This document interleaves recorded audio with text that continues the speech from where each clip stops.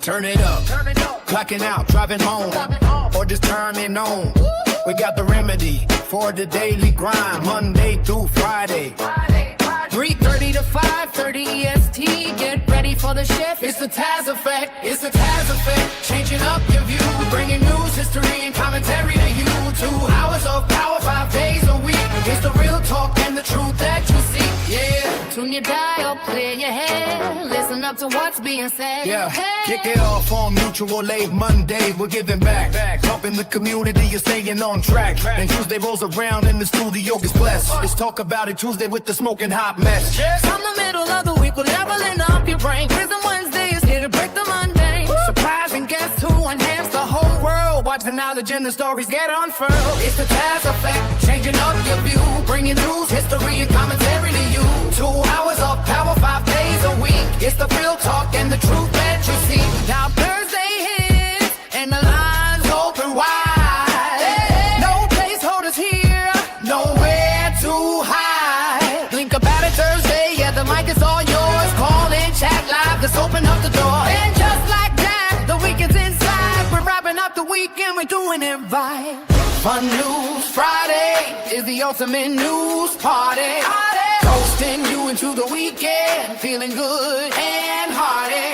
3:30 to 5:30, making your daily check. Lock it in, turn it up. You just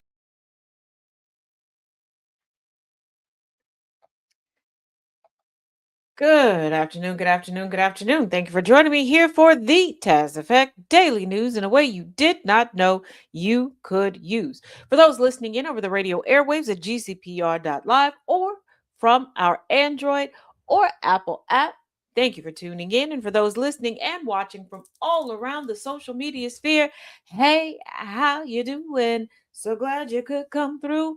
Hey, Annabelle, didn't forget about you, girlie. Infernal Jay, what's up? And to all the newbies that are finding their way in, it is a rocking good time. You have stumbled upon the Taz Effect on Fun News Friday, because what better way to get into the weekend well informed and a good chuckle in your belly, right? Well, ain't nothing to it but to do it. So let's jump right in. Trump's human printer accused of very unhealthy affection for president.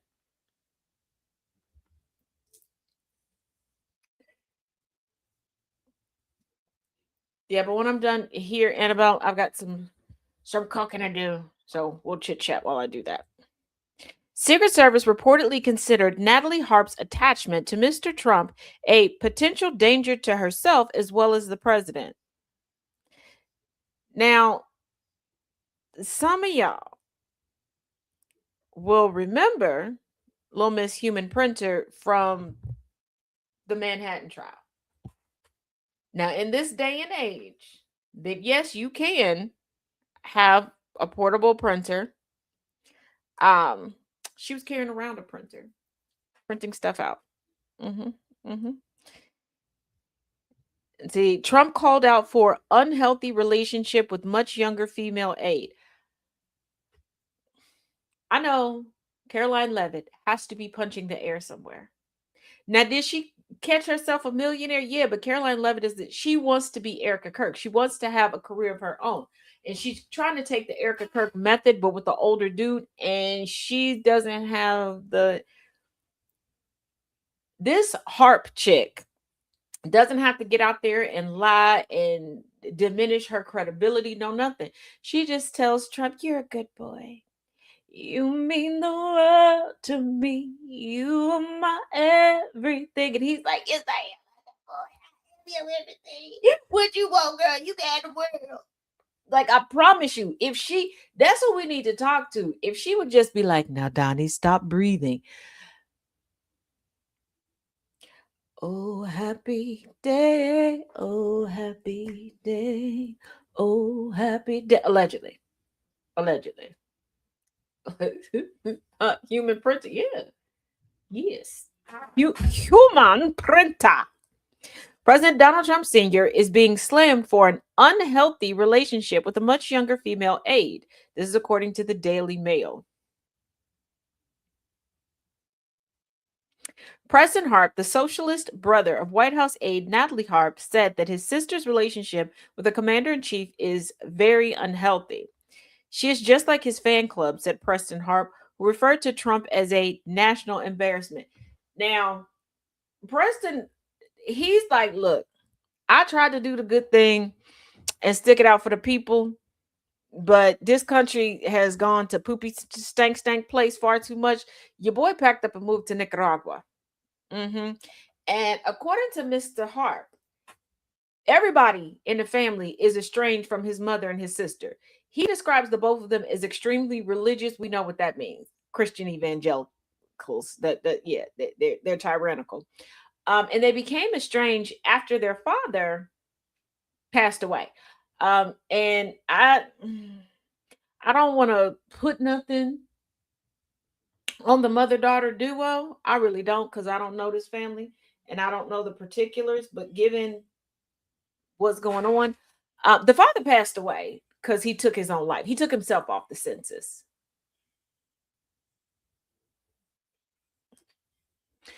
So Miss Girly Pop prints out positive social media posts and news articles for Trump. Like even after he lost the 2020 election, like she was just hanging in there. She leaves little notes for him in places that are described as personal spaces. Talking about, and I wasn't joking with the whole "you mean the world to me." Like she's like, nobody means more to me than you.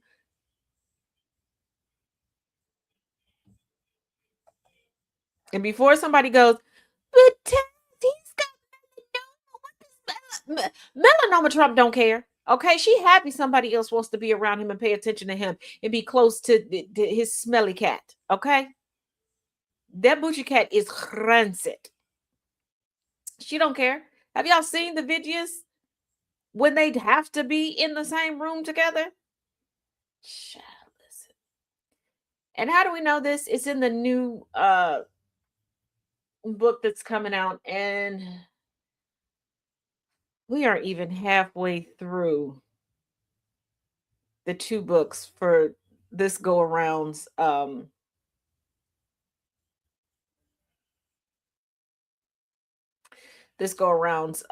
Learning through literature. But I guess we're gonna have to figure out when this book comes out, how to work it in, because all these nuggets coming out. I know y'all want the scuttlebutt, y'all want the tea.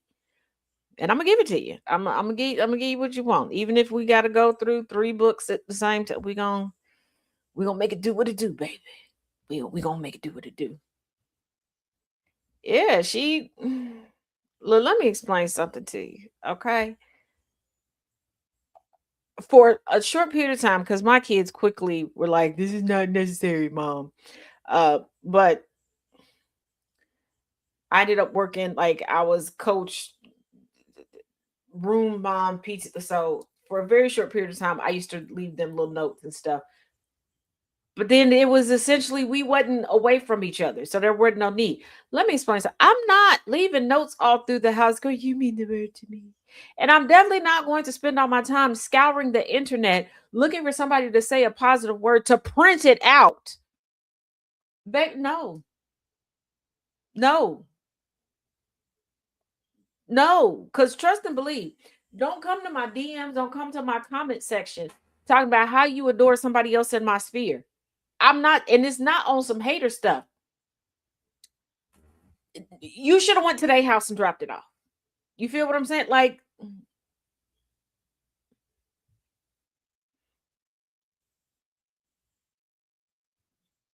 I give group session good vibes. Okay. And to think she's getting paid to pat Trump on the head, say he's a good boy. And it's also being reported that she's the one that's behind all of his Truth Social posts when they seem coherent. But she's a part of that evangelical Christian nationalist section of folk Christianity in the United States that does truly look at Trump as like the second coming. y'all ain't even read the cliff notes of the Bible. Like you just said, Sky Daddy Handbook who? Sky Daddy Handbook where? Sky Daddy Handbook what? Like,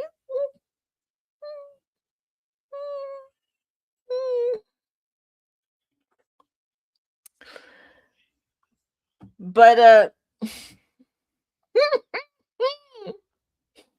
but Trump ain't the only one, okay, with woman problems. Now remember yesterday, talk about people walking out on Trump's speech, okay, for his kickoff to the Freedom 250 celebrations, right? And we talked about how people were taking it as a snub to Laura Trump that Trump Sr. did not ask her to sing the national anthem that Turtle Patel's girlfriend was asked, right? Mm-hmm. Now let's roll back the clock just a little bit. Almost from the beginning, shortly after Turtle Patel got confirmed as director of the FBI, reports started coming out that he was using private, FBI jets to fly to her performances. Alexis Wilkins. And one time he was like, no, it's not like that. If that was the case, I would make all of her performances. Dude, that's not an excuse. But let Turtle Patel tell it. She do the dang thing. Okay. She just got a beautiful voice. And of course, people would just be clamoring to hear her sing. Now, I want you to keep in mind, okay? I want you to keep in mind, when somebody really feels like they're belting it out, like they're facial and they throw their head back, they like you know the motions, right? Now I want you to picture that. Like Sophia Petrillo, picture it. June 24th, 2026. Some bullshittery occurred in the dance hall. Y'all,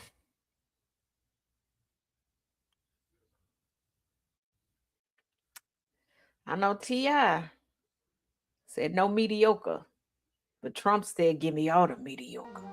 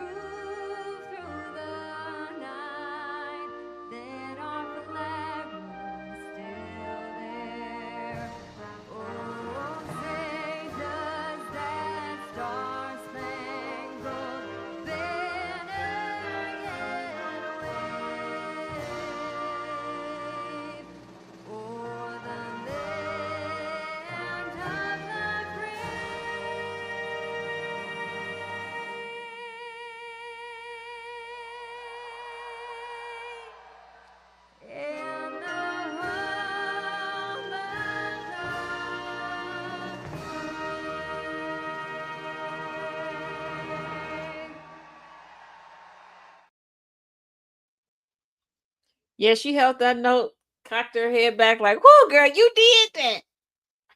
The Fergie performance was way better. You're right, Jay.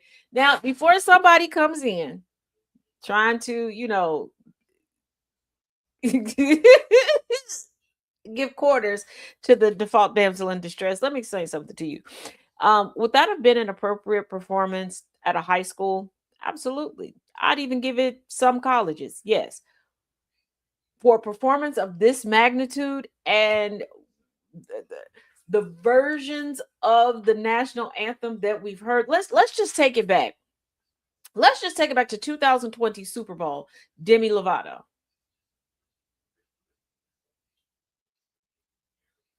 Exactly.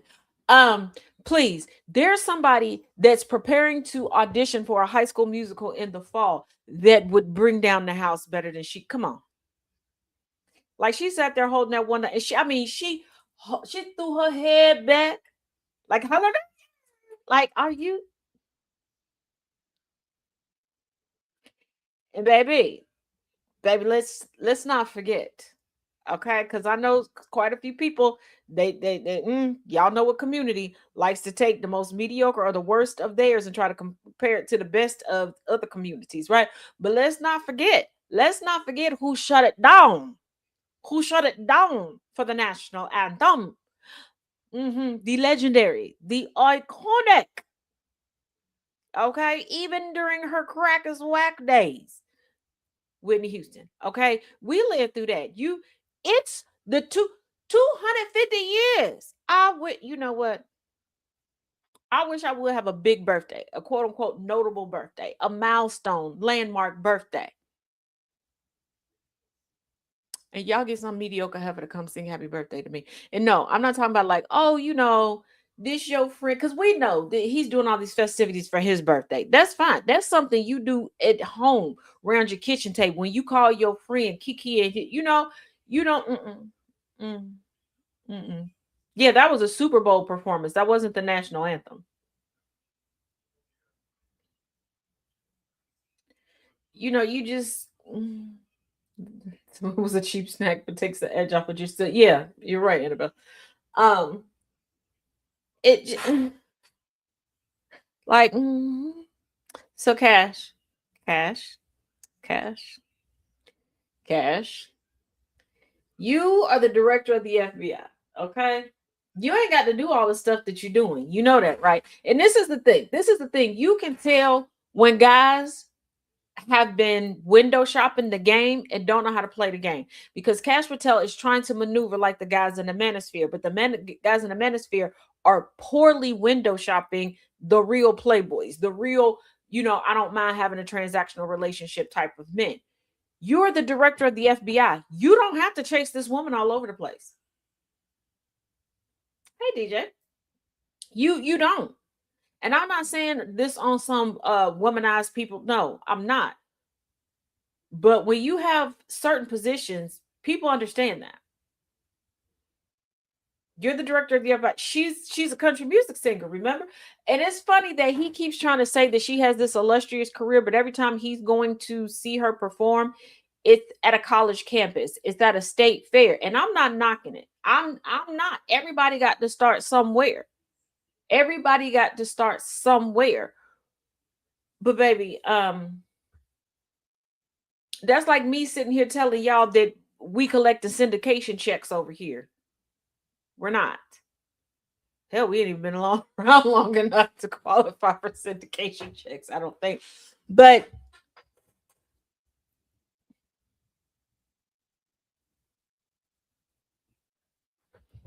I thought Cash was part of Where's My Net Crew. He is.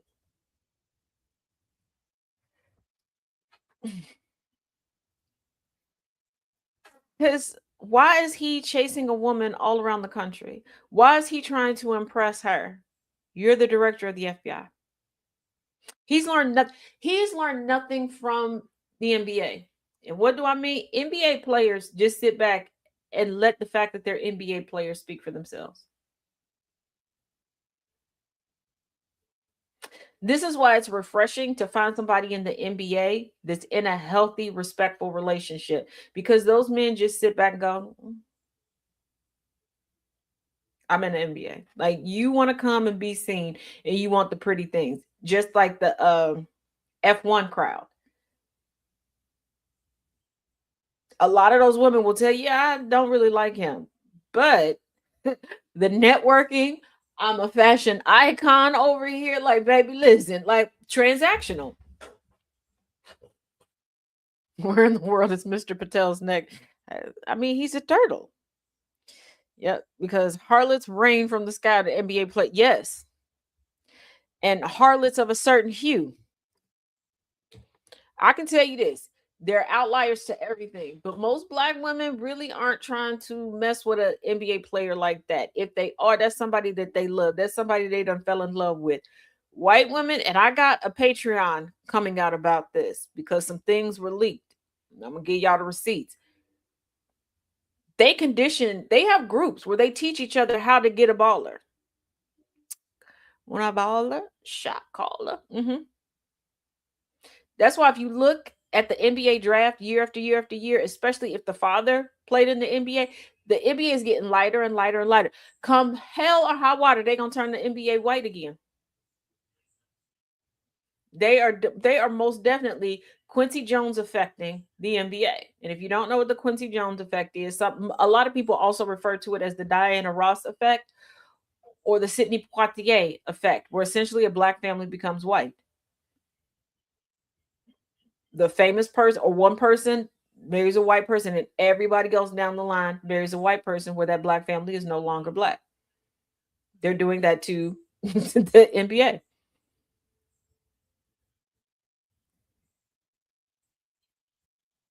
Yes. Because Cash Patel doesn't know how to play the game. He doesn't. He doesn't know how to sit back and just be the FBI director. Because I want you to think about it. Okay, I want you to think about it. There's a set of groupies for any and every profession. That there is. Trust me. Being a PK and being in a family full of clergy for as long as I have, baby, weddings, christenings, and funerals, you get to see groupies of all types for everybody. Okay, I've sat at funerals and seen groupies for mechanics. Okay, groupies for janitors. All right, groupies for bus, you name it.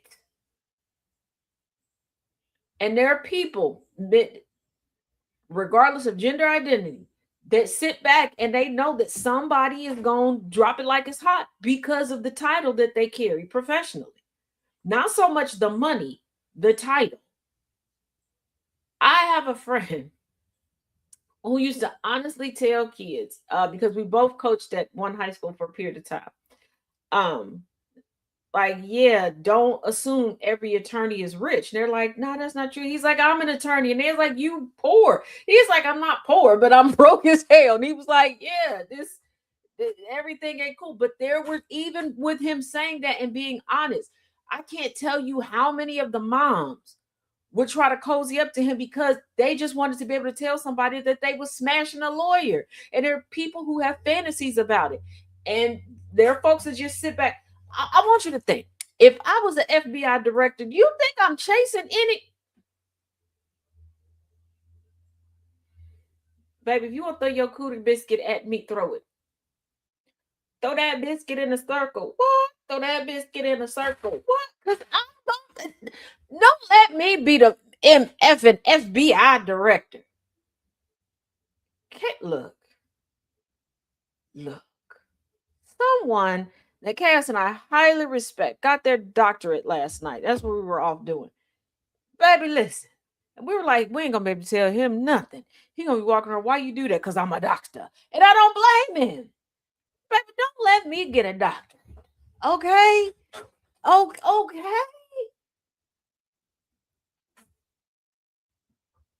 Think I'm flying around the I'm sorry. You can come to me. Why? I'm a doctor. I'm not chasing anything if I'm the FBI director. Exactly, twin. Exactly. Hey, Draken. Uh, yeah, Cash isn't, but Cash has going for him. He's the FBI director. Like, you, that's the whole reason why his girlfriend is with him, because he's the FBI. He's doing what people with no personality and no money do. You know, the guy that overcompensates, that does way too much, that ends up being looked at as annoying because it's like, hey, okay. Cash Patel thinks that he's Tom Holland, and he's not. I tell that I'll be that Prince song in real life. I'm telling you, don't let don't let me mm-mm, mm-mm, mm-mm. If ever I pass the screening and I become FBI director.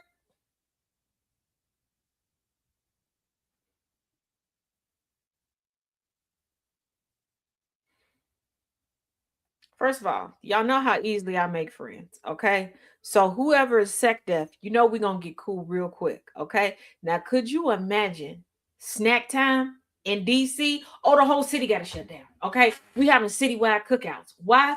Because who could be angry or at war or trying to blow up and be a domestic terrorist when you're allowed to get a snack and a good nappy nap, okay? You can't be mad.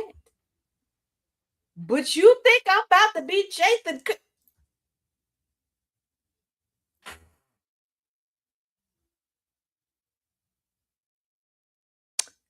No. There are certain positions you can have in life. You can just be quiet. You don't have to be personable. You don't have to be attractive. You don't have to be none of it. Just be quiet. Just be quiet. Hey, Tiny. Just be quiet. Mandy, I didn't take the giraffe. Because here's the thing. I'm going to tell y'all this. I'm going to give y'all some game. Okay? Anybody who likes dating women, sometimes you opening your mouth messes things up for you. That woman was willing to jump your bones on the regular, make it official, but you opened your mouth. And there are certain positions in life, career wise, you can have that and say nothing.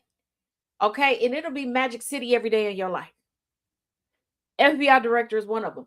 I don't think y'all realize the groupie train, this just waiting, that they like Thomas the Tank Engine. You got to be really mad if you still want to go to war after a BBQ and a nap. Exactly. I'm telling y'all, there are groupies for every profession. And when it comes to like high ranking positions like that, because you have the money, you have access to so many things. But until Turtle Patel, and we know the OG, the first director, nobody really knows who the FBI director is. So you have all of these perks and this money and all this stuff. And because a lot of these positions put you in housing that you don't have to pay for. So for that period of time, you're banking that money, which means these women are looking at it like, I got more money of yours that I can spend. Baby.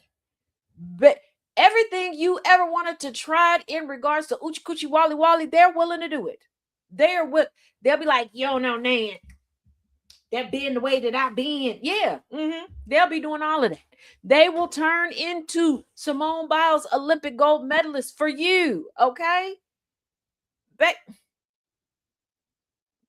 you want to hear about to the window, to the wall, till her tongue slide down your balls. Yeah. Yeah. I didn't take the draft. I was busy. And I don't have any place to hide the draft. I was nowhere around there. Like, y'all, like I said, I've seen groupies for funeral directors of all ages. Okay, I can't tell you how many times I done busted somebody trying to bust it down on a funeral director at the funeral. There is a groupie for everybody. Cash Patel, he messing the game up. You can't be a pimp named Slick, backup pimp named Slick, back, and you using company like, come on, don't use the company. Like, if you gonna be a simp, don't use company resources, because then everybody gonna know. Like, you gotta be slick about it. Now, there's something else we got to clear up. Okay, outside of the giraffe, which I did not take. I didn't. Okay. Mitch McConnell. I don't have nothing to do with what's currently going on with Mitch McConnell. I tried to find out what was going on with Mitch McConnell, but everybody that I know can't get one solid story. There's about 6 different stories floating around right now that people are being told. I don't know. I don't know. But here's an assessment by a medical professional. Okay, so we'll listen to him and we'll reconvene on the other side and decide what we think about it. But I don't have nothing to do with it. I didn't do it. Whatever it is. I may have wished it, allegedly, but I didn't do it. Okay. Where the fuck is Mitch McConnell? This is day 11 of Turtlegate or Turtle Watch. I don't know. I haven't settled on a name yet. He was hospitalized on the 14th, and here we are on the 25th. 11 days later, the last statement from his staff was 2 days ago, and they said he is continuing to recover, and he will not be voting in the Senate this week. So I think that this is related to something to do with the stroke. Either he suffered yet another stroke. All those times he's frozen on camera, those are mini strokes. So either he suffered a much larger stroke event, or because of his dysphagia, difficulty swallowing, he's aspirated on food or water, and he's developed pneumonia, and maybe he's gone septic. A drawn out hospital stay like this, it almost feels like it involves an infection.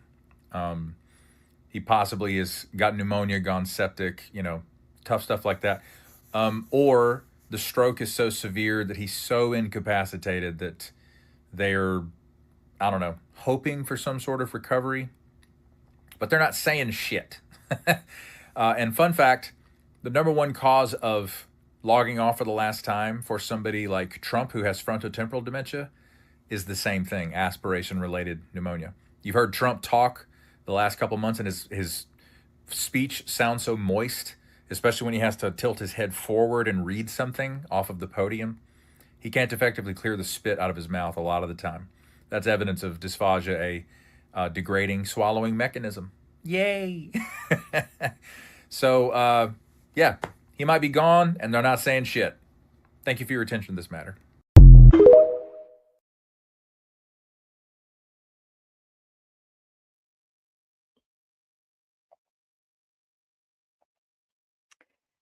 Now, Trump was giving a speech shortly before this show began. I was watching a little bit of it, out running errands, and I was kind of going back and forth, peeking in, right?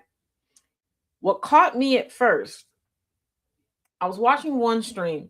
I thought the stream had froze. So I got out of that one, quickly found another one. I had a couple like in the chamber to go through because sometimes technical difficulties happen. Okay. And we know with this administration, they will get mad at somebody and kick them out the room. So whatever. No, there was no problem with the streaming. He looked out of it. I know we were making Weekend at Bernie jokes regarding Mitch and a couple other people, but it was giving somebody stood up a corpse.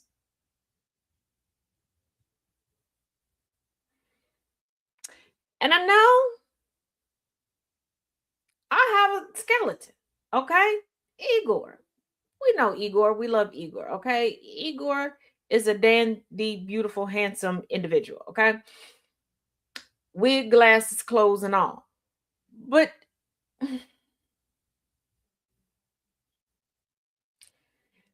imagine me utilizing Igor in a way that it appeared that I thought Igor was living. That's how I feel that they're doing with Trump. Like, do you get what I'm saying? Like, he didn't say thank you for your attention to this matter. He did. You're welcome, Ash. Now, because it's Friday, I want to keep it light, okay? And I want to get y'all in the lighthearted mood because this weekend we begin the anniversary celebrations for GCPR Radio. So what better way than Fun News Friday to start getting out? I have a Jason Voorhees mannequin. I don't judge. See, you get me, Mandy. Now you remember Neanderthal Green. I'm sorry, Marjorie Taylor Greene. Decided to quit politics.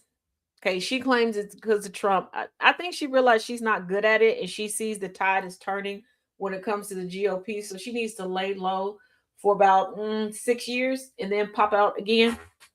It's about the shelf like this, about as long. So, keeping with today's theme, nah, she ain't She-Hulk. I mean, the horror part of She-Hulk, yes, but Marjorie Taylor Greene's not that smart, not that funny, and not that attractive. Did I say that out loud? My bad. Oopsie doodle. Excuse me. Marjorie Taylor Greene mocked for launching influencer career after quitting Republican Party. You're incredibly power hungry and attention seeking.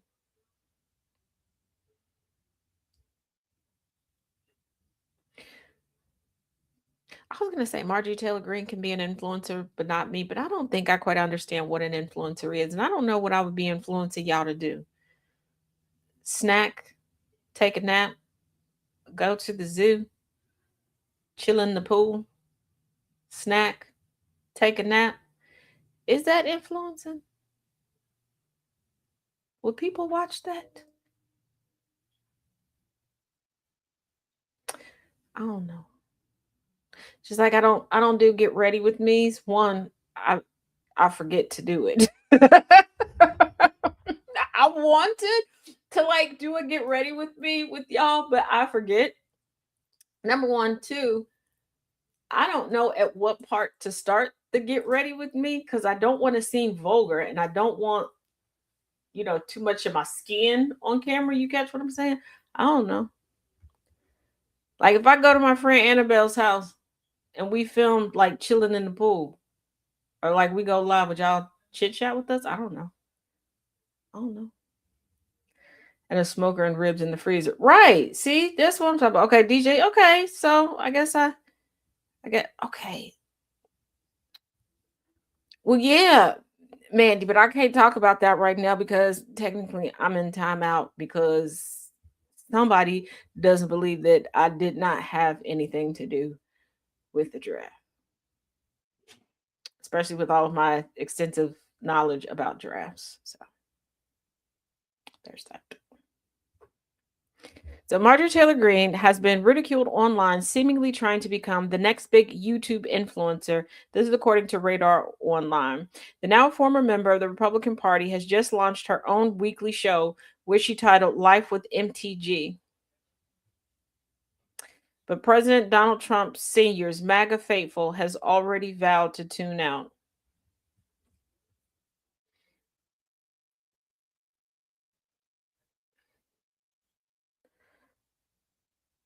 Marjorie, you left Congress.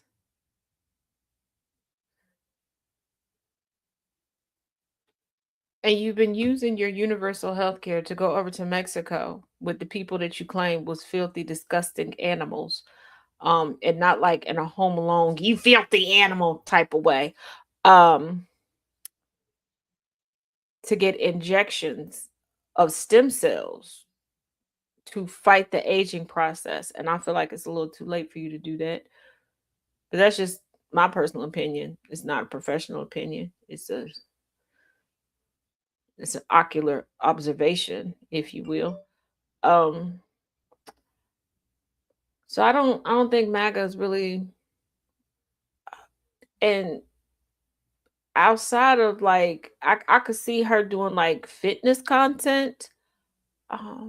Because they like that, and you got like the Confederate flag merch in your little workout room. And well, it's your garage, but hey, we love a multi-purpose room. Okay. Um, but you should have started OnlyFans. Cause allegedly you get down like that.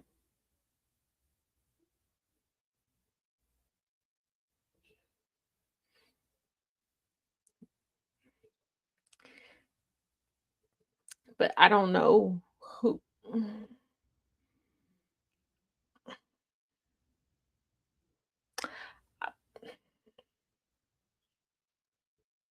I don't want to get canceled or anything. And I don't want people to take anything the wrong way.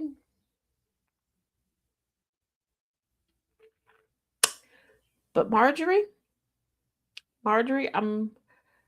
um people think you have a prostate. People think you have a prostate.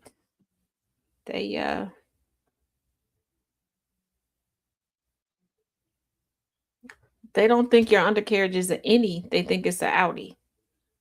They they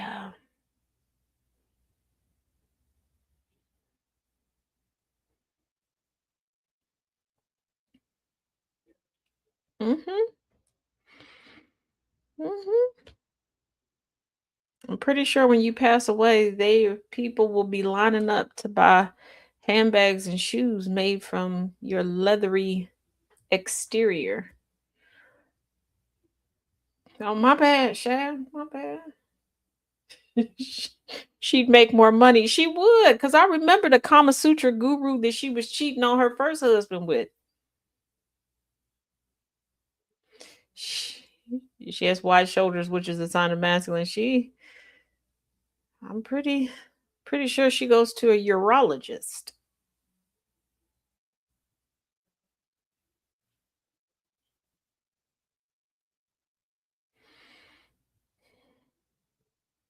Pretty sure Boochie Cat hates to see her coming.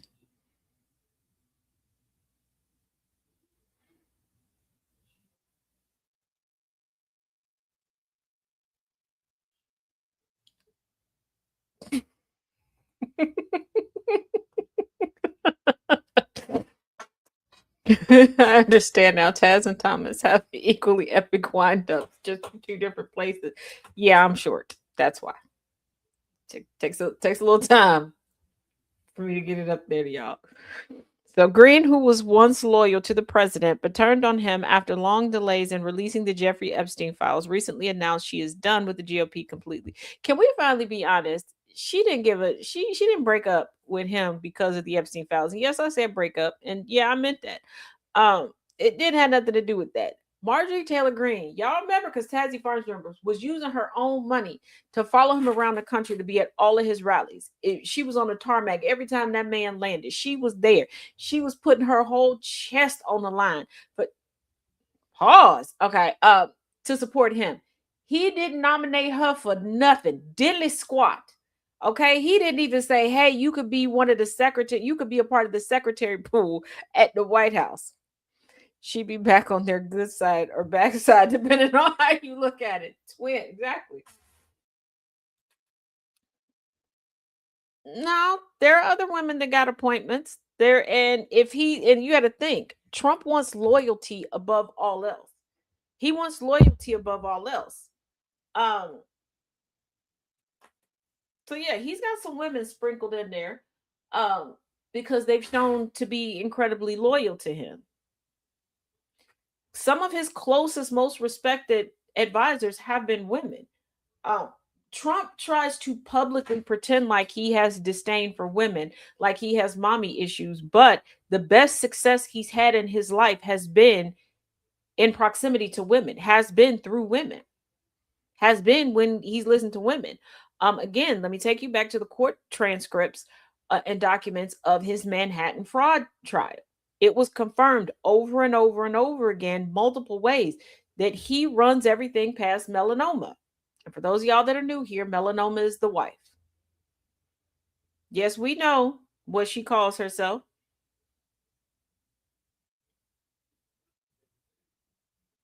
She's a skin cancer to us all. Melanoma. So but child, look, it this week I really didn't even have to try hard to find news that I knew would make y'all chuckle or just lighten you a little bit. I don't know what's in the water today, but I like it. It seems tasty. It's wonderful. Oh, and if y'all like the little like Bahama Mamas, Blue Mountains, like they're like the little pouch drinky drink slushy things that you put in the freezer. Walmart has them like $1.98. They're under $2. We'll just say $2. You can go and get them. And before you go, Taz, did you get some? No, because I was looking for something like that without alcohol.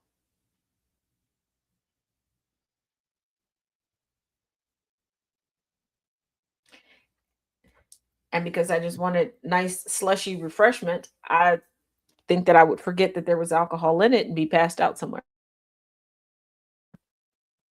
Yes, I know America's crazy. Trust and believe. You don't do the news every day, multiple times, and not know. But y'all, Thomas Massey out of Kentucky points out the irony of Trump's voter fraud of bill obsession. Thomas Massey is a Republican. He has called Trump Sr.'s demand for passage of an election security bill, I'm going to quote him right here, a distraction from our real problems. I'll vote for the SAVE Act, but I think it's a distraction from our real problems. I think it's ironic that we control the House, Senate, the Supreme Court, and the White House, and we're yelling election fraud. I mean, we won all the damn elections. Let's go walking after midnight out in the moonlight, just like we used to do. Melanoma in the stoma. Now,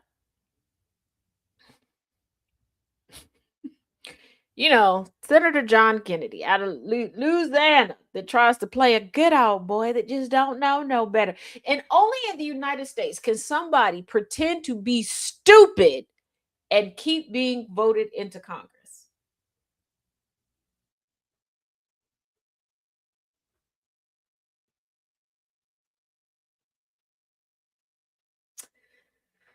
The employment options for white people are astounding. Because I promise y'all, if I pretended to be stupid, nobody would know.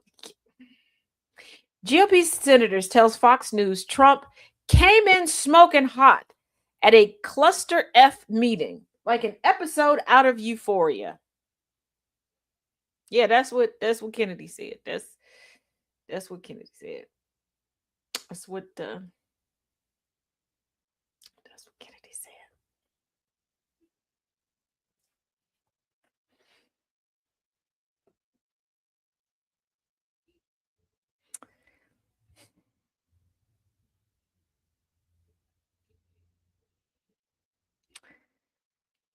This is how Mr. Kennedy described Wednesday.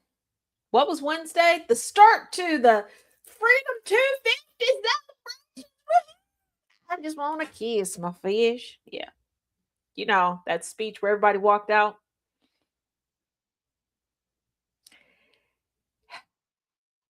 You want to know one thing about racist in episode Euphoria? Yes. Yes, that's what that. But when I specifically say there's no creativity in white supremacy, that they have not updated their playbook, their handbook, their talking points ever. This is what I mean. Because have you not noticed that racist/white supremacists keep talking to all of us as if we don't have cameras everywhere? As if we don't have the ability to within moments speak to one another and verify things? They're still talking to us as if it's 1602. Where most people are illiterate. I mean, that is the case now, but go with me. And it would take months, sometimes years, to get correspondence from one person to the next. When there was so much telephone game happening that things would get skewed.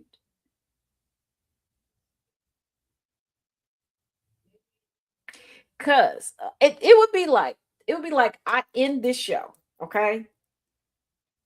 And then I call a few people who watched this show and go, didn't you just love it when all of the Gators came in and tap danced behind me? Wasn't it just beautiful?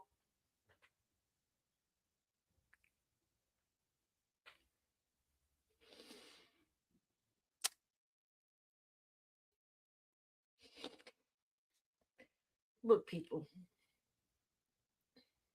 I know that some of the most endearing characters of your childhood, of your adolescence, hell, maybe even your adulthood, weren't all that capable in the smarticle particle arena. Okay. Sometimes They were the slow mental racers to the end of the race, but they got there. Okay, talking about your Forrest Gumps, your Gomer Pye, okay, your Shaggies and your Scoobies, okay, but underlying all of them, even Barney Fife, there was, their own brand of intellect, of smartness. They could piece together certain things. They were good at solving certain things. They were never meant to be the blueprint for leadership politically. They weren't. Okay, which one of you happy Heffernans? Which one of y'all looked at Gomer and said, you know what? We need to get a whole bunch of him on Capitol Hill. Yes, we do. Yes, we do. And to lead the bunch, we're gonna go and get Mr. Roper. Are y'all well? I don't think so. I'm going to have to watch that show. Yeah. And speaking of euphoria, for those of y'all watching here, you're really telling that y'all need some healthy relationships. And I'm not just talking about romantic relationships, because the fact that Tom Holland knows his wife's middle name and called her that when they're on the job and multiple people were calling her by her first name and he needed to quickly get her attention is astounding. Y'all are melting all over the place. You all, every time you watch someone be respected as a woman or a femme presenting person, is disturbing. Let's not normalize you being shocked by respect. Let's not do that.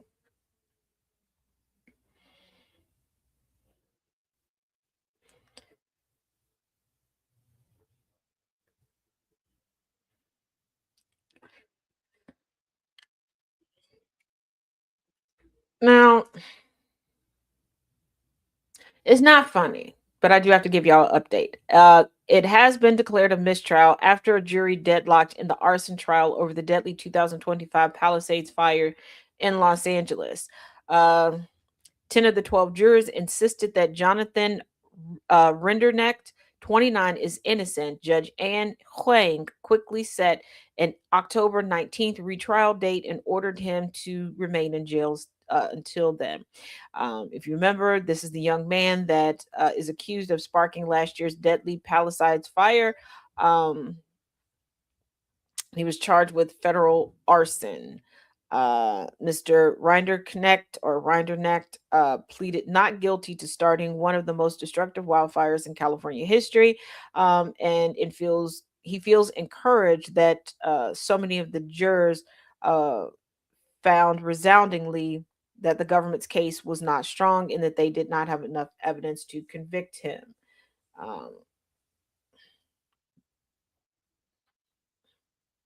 He knows her middle name. Oh my God, the controversy. Yeah, these people are like, oh my God, that's so sweet. He just loves her down. That's so respectful. That is freaking no. What?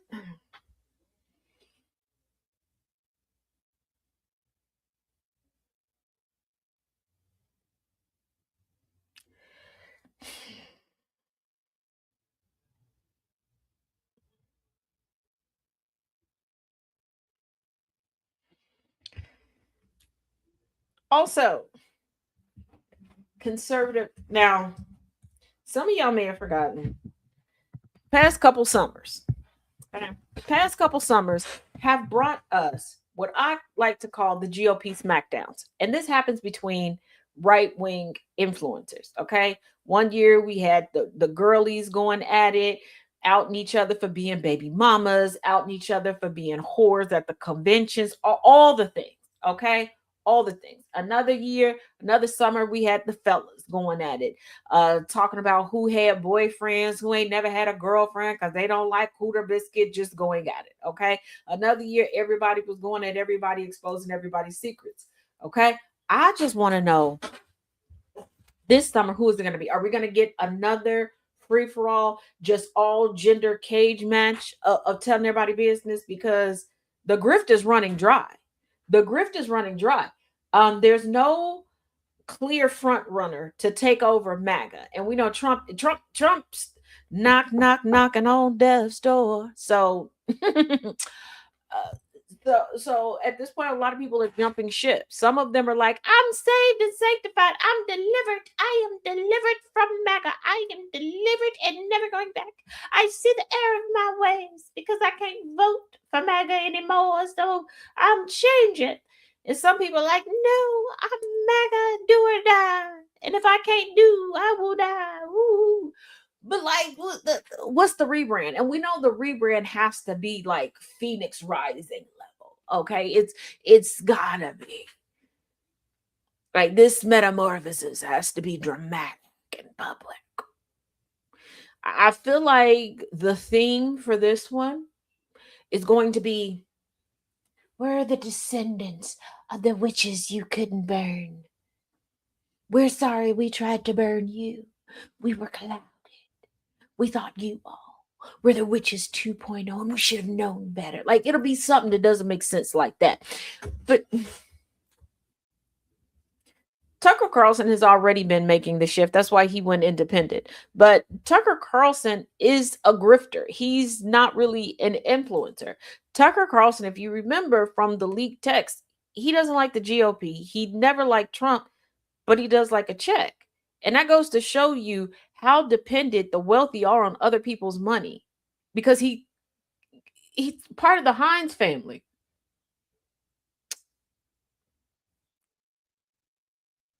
Like, he could have done anything at any point in time.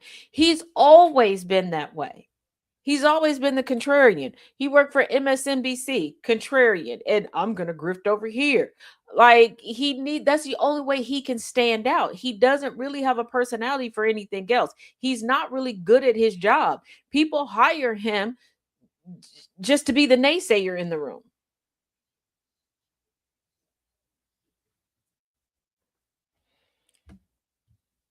I mean, now, Caitlin Collins shot back at Scott Jennings after he called Trump's latest rant topic a non-story. What was the rant topic? Gas prices.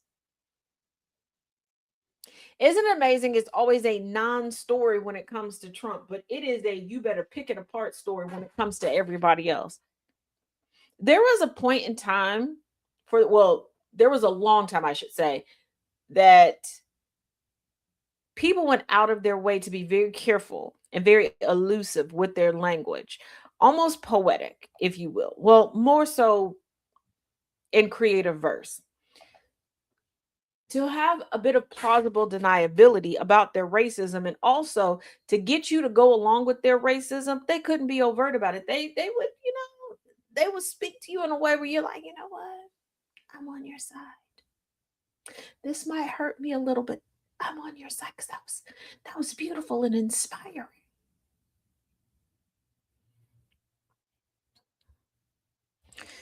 But chill.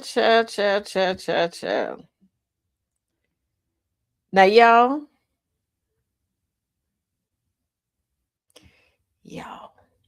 it's Friday. You know what that means, right? You know how we get down with the get down on Friday, right? Okay. Now, because it is still Pride, we're going to play our little jingle jangle. And if you have not been over to Tazisms.com, what's wrong with you? Are you anti-Taz? Do you have a touch of the misogyn twat Taz? Do you have sparkly TDS? What is sparkly TDS? Sparkly Taz derangement syndrome. You need some medicine? You need a hug? You need a snack? You need a nap? Why haven't you gotten over there yet? Get over there. Boot, scoot, skedaddle. We're going to play the commercial, and then we're going to get into our first video. Now, this one is not part of Taz Roulette. There's 3 videos that I'm going to play.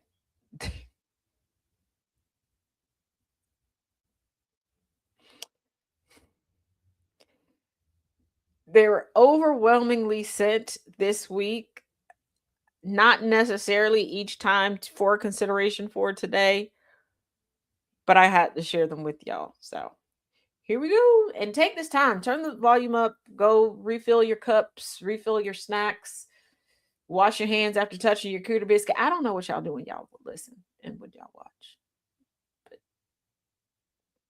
y'all send me this stuff, so I don't put nothing past you. So here we go. See you back in 2 and 2.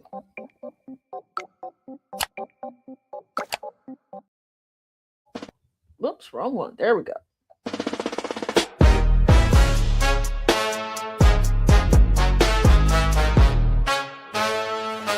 Tazisms.com. Celebrate your pride. You should love the way you were born inside. Celebrate the day freedom found its way. Destiny was yours to claim.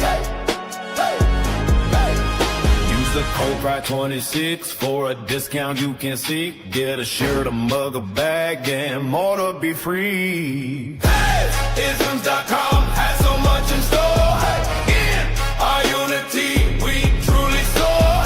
Love is love forevermore. A more equal future is our goal. Tazisms.com. Celebrate your pride. Celebrate your pride. Celebrate your pride. You should love the way you were born inside. Celebrate the day freedom found its way. Destiny was yours to claim. Use the code PRIDE26 for a discount you can see. Get a shirt, a mug, a bag, and more to be free. Isms.com has so much in store. In our unity, we truly soar.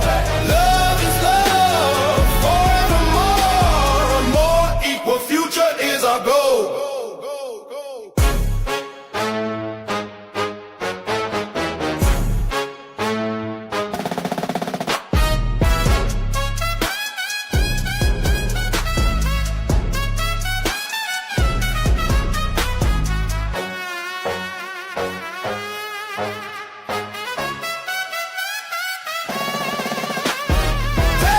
Isms.com has so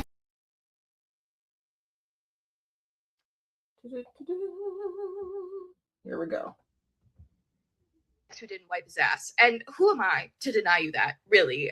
So he also wasn't showering, and the first time that this was brought to my attention was also through my old roommate when she came into our bedroom one night and just confronted him face to face. She said, "Hey, we've been living together for several months, and I've never seen you shower. I have never seen you go into that bathroom and then heard the shower head turn on. So are you just like not doing it? Are you opting out of bathing? What is that about?" And I'm kind of pissed off that she would confront him about this because, like, of course my boyfriend is showering, Katie. Why would you even ask him that? But in my efforts to defend him, I'm trying to remember the times that I've seen him shower, and I can count all of the instances on one hand.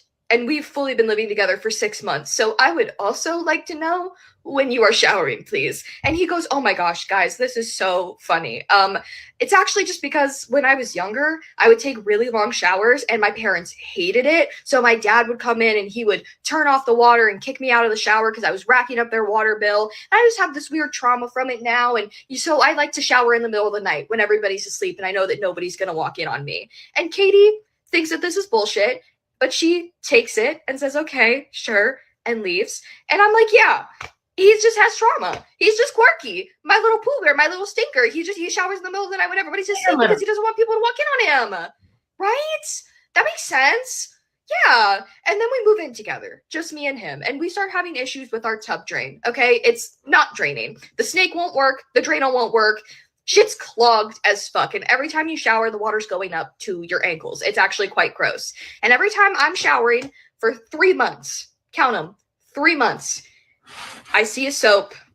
It hasn't moved an inch. Not a centimeter, not a millimeter, not a hair. anytime the towels are moving, it's because I'm moving them. So I confront him one day after these 3 months and I say, hey, I'm gonna level with you. I know that you're not showering because your soap isn't moving, right? And he goes, yeah, the drain is grossing me out. I don't like showering here because I don't want the water up to my ankles. And I said, okay, so where are you showering? And he goes, well, I'm washing my hair over the side of the tub before I go to work. And then when I get to work, I wash my dick in the sink at work. So Where did he work, you ask? Speedway, a gas station.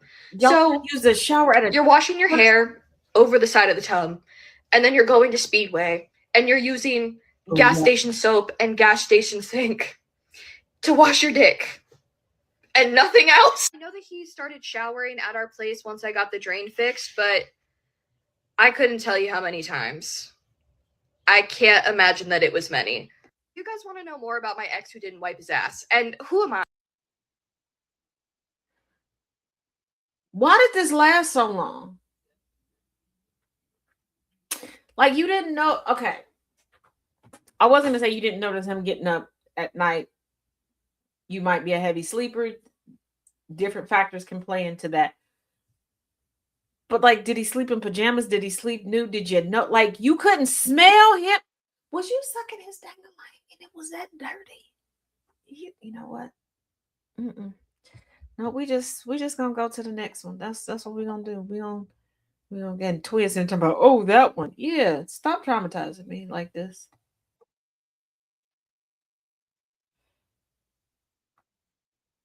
Hold on, y'all.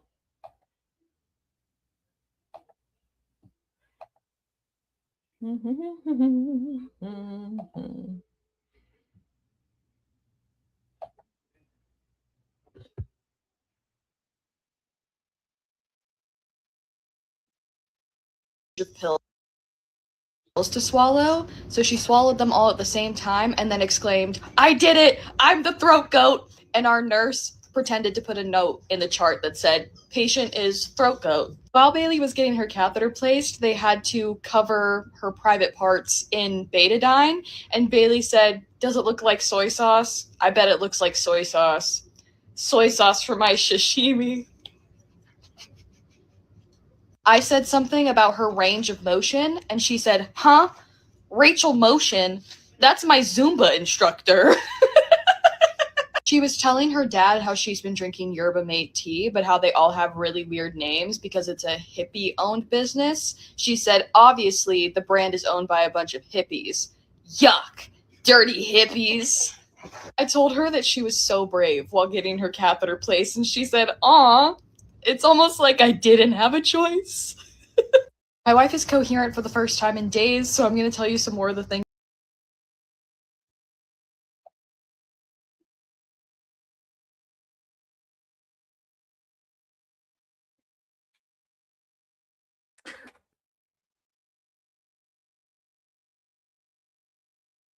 Didn't you notice the boy butter buildup? Hey, I have questions and they're all horrible. We all have questions and they're all horrible. I wonder way too often. Way too often.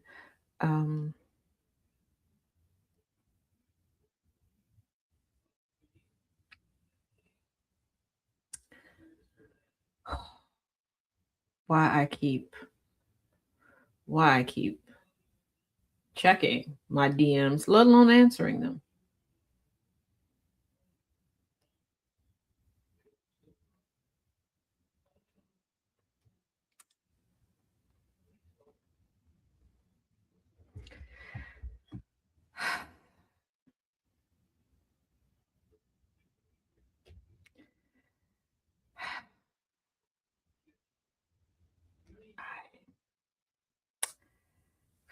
Okay, you know what? Every day. But I'm the problem. I'm the drama. Here we go.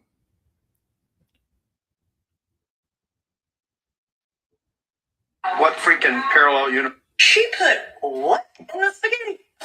Good morning. You want to talk shit?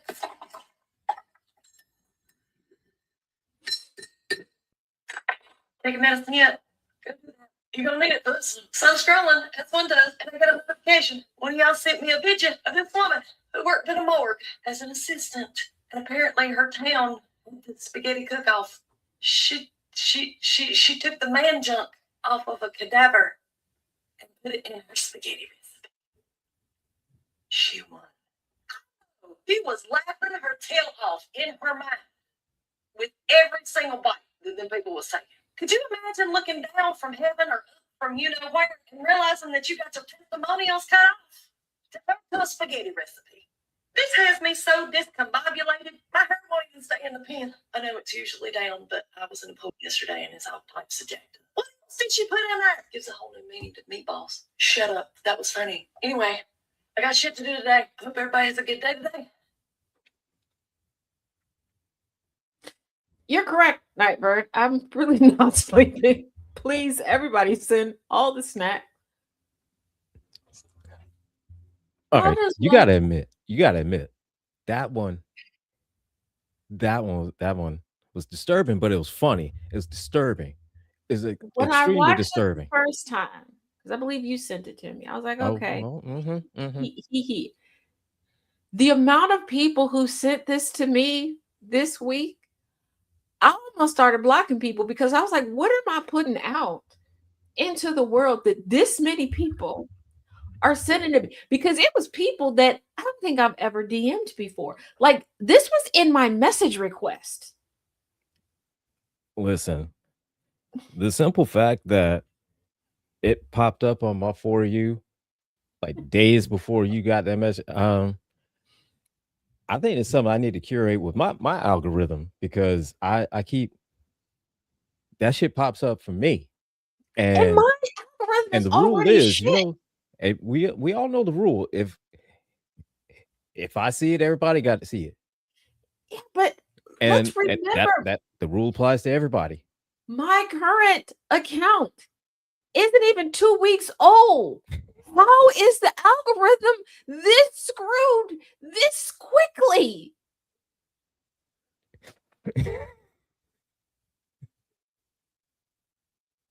Hard work. I don't know what else to tell you. I've been so careful to not do what I normally do when I can't sleep, and just because a search bar hates to see me coming. I have been going to other apps and taking my searches there. Hey, what's up, Dragon? What's up, Infernal? And I've had a wild week of doom scrolling. I'm not gonna lie. I've had quite a wild week of just shit that's just popped up.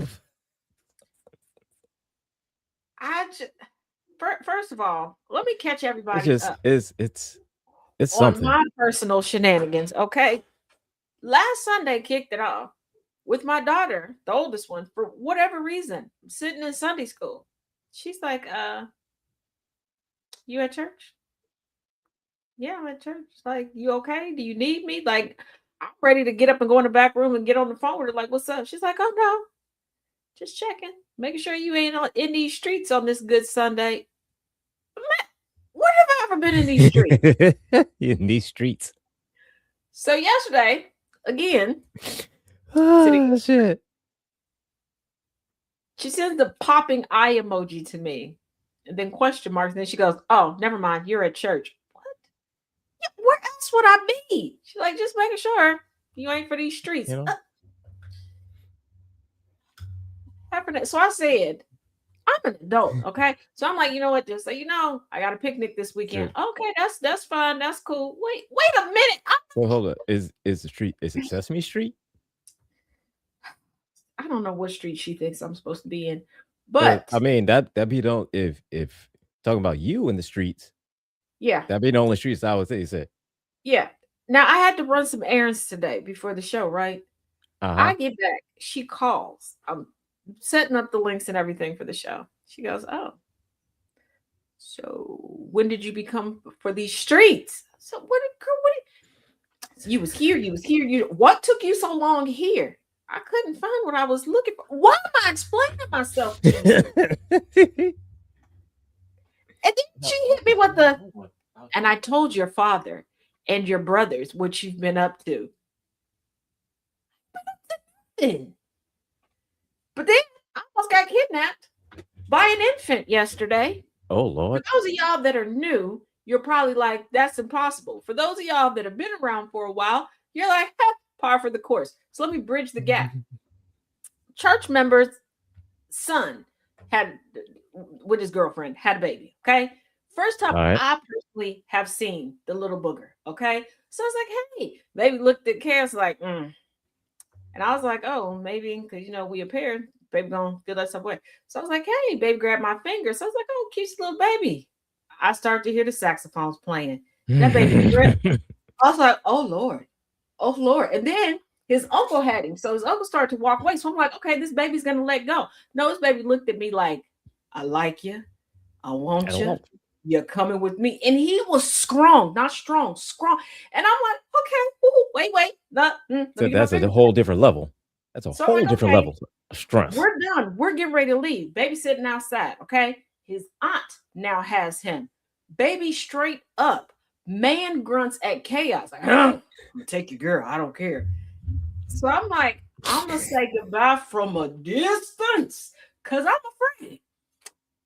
Yeah, and he kept like turning around trying to take me with him. Like they were trying to put him in the car. So, hold up. So Chaos met I'ma steal your girl. Yeah, Inferno. This but he meant the baby version. I'ma steal your girl. Yeah, this child was not a toddler yet. When I say infant, I mean infant. Like he can't walk yet.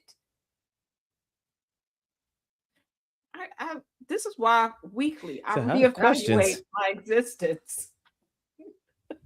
No giraffe on Sesame Street. Mandy, I told you I didn't take the giraffe. All right, you say so. And then Chaos, before we left yesterday, he sit me down on the couch. He was like, I need to talk to you. I'm like, what did I do? Like fresh off the show. I was relatively well behaved yesterday. He holds up the video. Did you do this? No. Do you know who did? He's like, the simple fact that Chaos sat you down, he was like, look, did you do this? Like it seemed like he was willing to like have my back. Like he wasn't gonna turn me in, but I was like, no. Look, I just need to know that I'm not gonna turn you in, but I need to know. I was so like, that way I know, that way I'll look stupid. Yeah, I was like, I've been here. He's like, I've been gone for a couple hours. Giraffe was missing in a whole different state. And just so y'all know, I have to get a new ID. Okay, I have to get a new ID, so I can't fly or nothing right now. I can't do nothing. And before you go, Tez, weren't you supposed to do that around your birthday? Yeah. Do you want to know who had a copy of my birth? Well, I was crossing my fingers that he had a copy of my birth certificate, so I wouldn't have to leave to go get one. My dad. I don't know if you've ever had to have a parent look for stuff for you. Oh God, that's the worst. They never remember where they put it, but they promise you that they put it in a secure place. Yeah, it's so secure they can't find it. So he finally found it. It's on its way to me. So I can't fly anywhere, and we know I don't drive. And it's always the same thing, I got it somewhere. I didn't know where. Thank you, DJ. I'm innocent. What's happening, man? Maybe. But I'm sitting here like I am innocent. Then I go to sleep. I wake up. I'm preparing. First of all, I'm backstage with Thomas. Okay, going through all sorts of grief and negotiations. Okay, y'all don't understand my pain. One, he forgets when he first comes backstage. He forgets that I'm also back there. Like it's nothing inappropriate, but like when he's hyping himself, like just do he see me? Because I see me. Does he see me? Because he was like, I see me. Do you see you?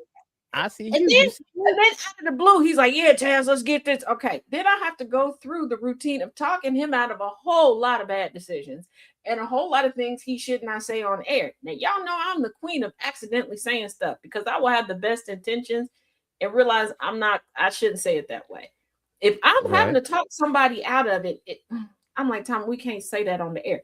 That's why I now have prompts that I can just copy and paste, like the allegedly. I told him, do not say these things about, and I gave him a list of people. He said all of the things. He said all that. He stresses me the hell out. And I asked him. It's like a, it's one of those where it's just so exhausting. Yes. It's so exhausting because Thomas, in as much as we love him, we do. And Thomas, you are stressful. I thought I was stressful. I'm not. You are stressful. You made some bad decisions. And here's the thing, I haven't even had coffee yet. And because you like Hobbs and Shaw, I mean, that should give a caveat right there. On that. I still want to fight him over that.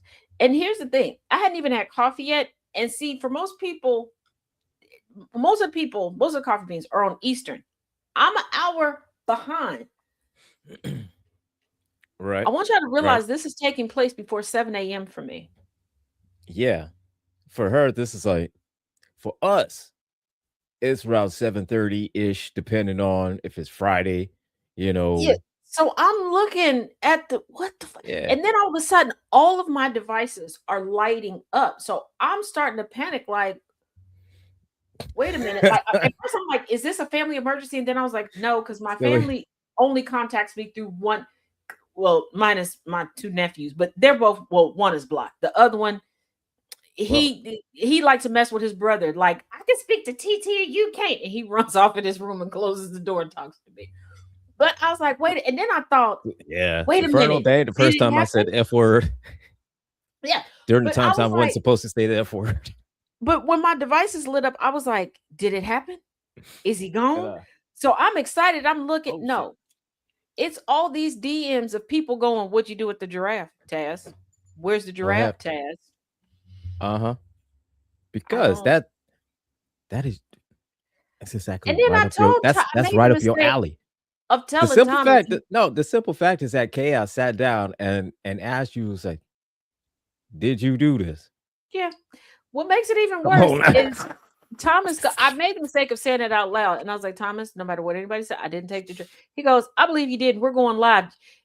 And I don't know if it caught, because you know that split second from when you hit to start everything, and then when it does, he says, Taz took the giraffe, y'all. I'm afraid to go back and look at the beginning because I don't know if it caught it or not. Because this is a toss-up. Well, see, here's the thing. If after you hit it and after you hit to go live, he said it after it went live and the whole nine, right? Did he say after that? No, he said it as it was hitting. You know, I'm talking about as it was going. As it was going. Sometimes it's a toss-up because I've done that, and sometimes it'll catch it, and sometimes it won't. And I'm like, Jesus Christ. So that's why at the end, I just preemptively was like, no matter what he says, I did not take the giraffe. And that's why I also had to say, whatever's going on with Mitch McConnell, not my fault. This is not a good week for me. You say. Well, hang on. I'll be back in a second. I got a delivery outside I got to get. So. Alrighty. Would you tell the story of the giraffe already? Okay. Annabelle, there is a giraffe that is missing. Okay. It got out of a zoo, of an enclosure. Now, on the other side of this enclosure, they're afraid that maybe some coyotes or something will get to it, but they can't find this giraffe. Everybody was notified at some point yesterday that the giraffe was missing. I don't have the giraffe. A couple people even DM'd me like, if we check your, they said if they check my online orders and found out that I ordered a pallet worth of Clubhouse crackers, they're coming to my house. Yeah, I'm practically trying to hit local places first. Right, see, look, first of all, there is actually two particular giraffes. If they went missing, yeah, probably me. Probably be. But they live at the Cincinnati Zoo. We've talked about those two giraffes multiple times. Those are the two giraffes that I try to go visit as much as I can. And we chill and have crackers together. Yeah. I mean, the proof is a multitude of videos of me talking about rehoming other animals into my home. But there wasn't wait, was it a giraffe? It wasn't a giraffe from California. Yes. Does I have a pickup and a trailer? You want to go save it? Yes. Yes, I do. Taz allegedly doesn't have a giraffe. I don't. I would save the giraffe. I would. But let's not forget. Um, there is an Avengers villain. That's what I call him. Y'all know him as Aquaman or Dave the Viking. They said that he would help me, but we have to start small. Like with an animal that could fit in my purse.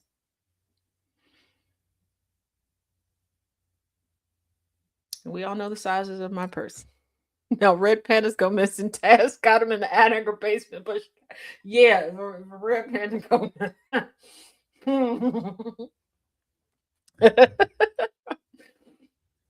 Yeah, yeah, yeah. I would more than likely have it. Now I think. Hold on. Is that all? Oh, nope. Okay, we got one more before we get to the roulette. Oh, shit. I don't. Okay, here we go. Oh, yeah, that's what that is. Wow, you good? What the hell are you doing? I'm not fucking good. I was just violated in your bathroom. Those gunshots? What are you talking about? Also, why do I want a shiesty to use the bathroom? I want a shiesty while I'm in the bathroom so I can feel protected while all my bitch is out. But nothing could have protected me from what happened in there today. 1 minute I'm in a friend's house using the bathroom, and the next I'm being transported as the guest of honor and a freak off, getting hit with the booty blast. Oh, you're talking about the bidet? Who the fuck is Big Day? You named it? You freaking than I thought. I told your mom, I said, don't let him go to college. He gonna go there, he gonna start experimenting, he gonna come back. Hold on, what are you talking about? So who the fuck was Big Day? Was that your boyfriend up there? You named it after him? You be sitting in the bathroom like, oh, I like it like that, Big Day. Oh, Big Day, you know I like it rough. You fucking nasty. Call that bidet. Bro, you dragging it right now. It's just water. No, it's not just fucking water. I swear to God, at one point I heard a whisper, you like that, Big Daddy? Right before it hit me again, okay? Oh my God. Just water. That shit came out with force and a little bit of anger. I don't know what you did to Big Daddy, but you need to go apologize because he's taking it out on everybody else, okay? You need to have a warning sign up there, some permission slips. They got to be signed by a parent or guardian. You sound like you about to cry. It's really not that deep. Who are you calling? You and Big Day are going down. I need the CIA, the FBI, the fire A lot, bro. Bring everybody. Bring that little boy that they turned into a secret agent the other day. Bring him too. I need everybody down here, all right? I found the booty blast bandit, and he's been working with an accomplice, somebody named Big Day. I don't know if that's his real name or like a gang name, okay? But unfortunately, I'm his latest victim. And I am willing to testify. And they be yelling at me. Wow, you good? First of all, again, why do I keep answering my DMs? But bigger question is, what is wrong with y'all? Because y'all send me these videos specifically for Friday.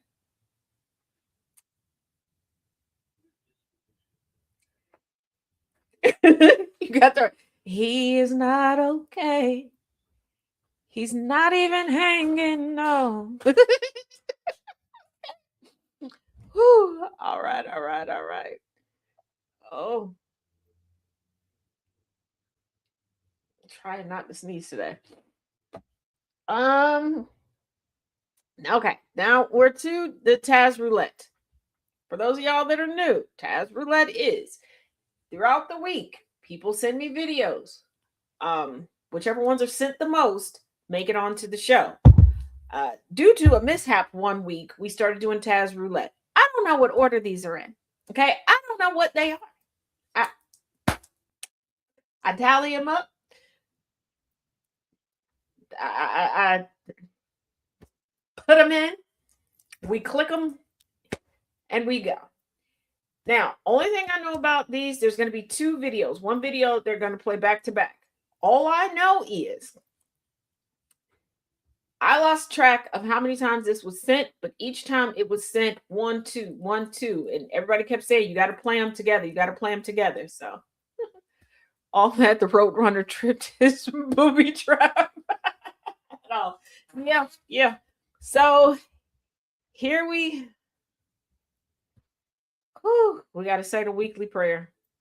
Please don't let any of this result in me being fired. Even though my boss says that I won't be. Y'all be tempting it. And a bit of housekeeping in case I forget. Do not forget the kickoff to the 2-year anniversary of GCPR Radio begins Sunday night at 9 p.m. Eastern, 8 p.m. Central. Y'all know where to find us on the Villain's View. All right, here we go. My kid's new teacher is the guy I bullied in high school. The guy you laughed at when he asked you to prom.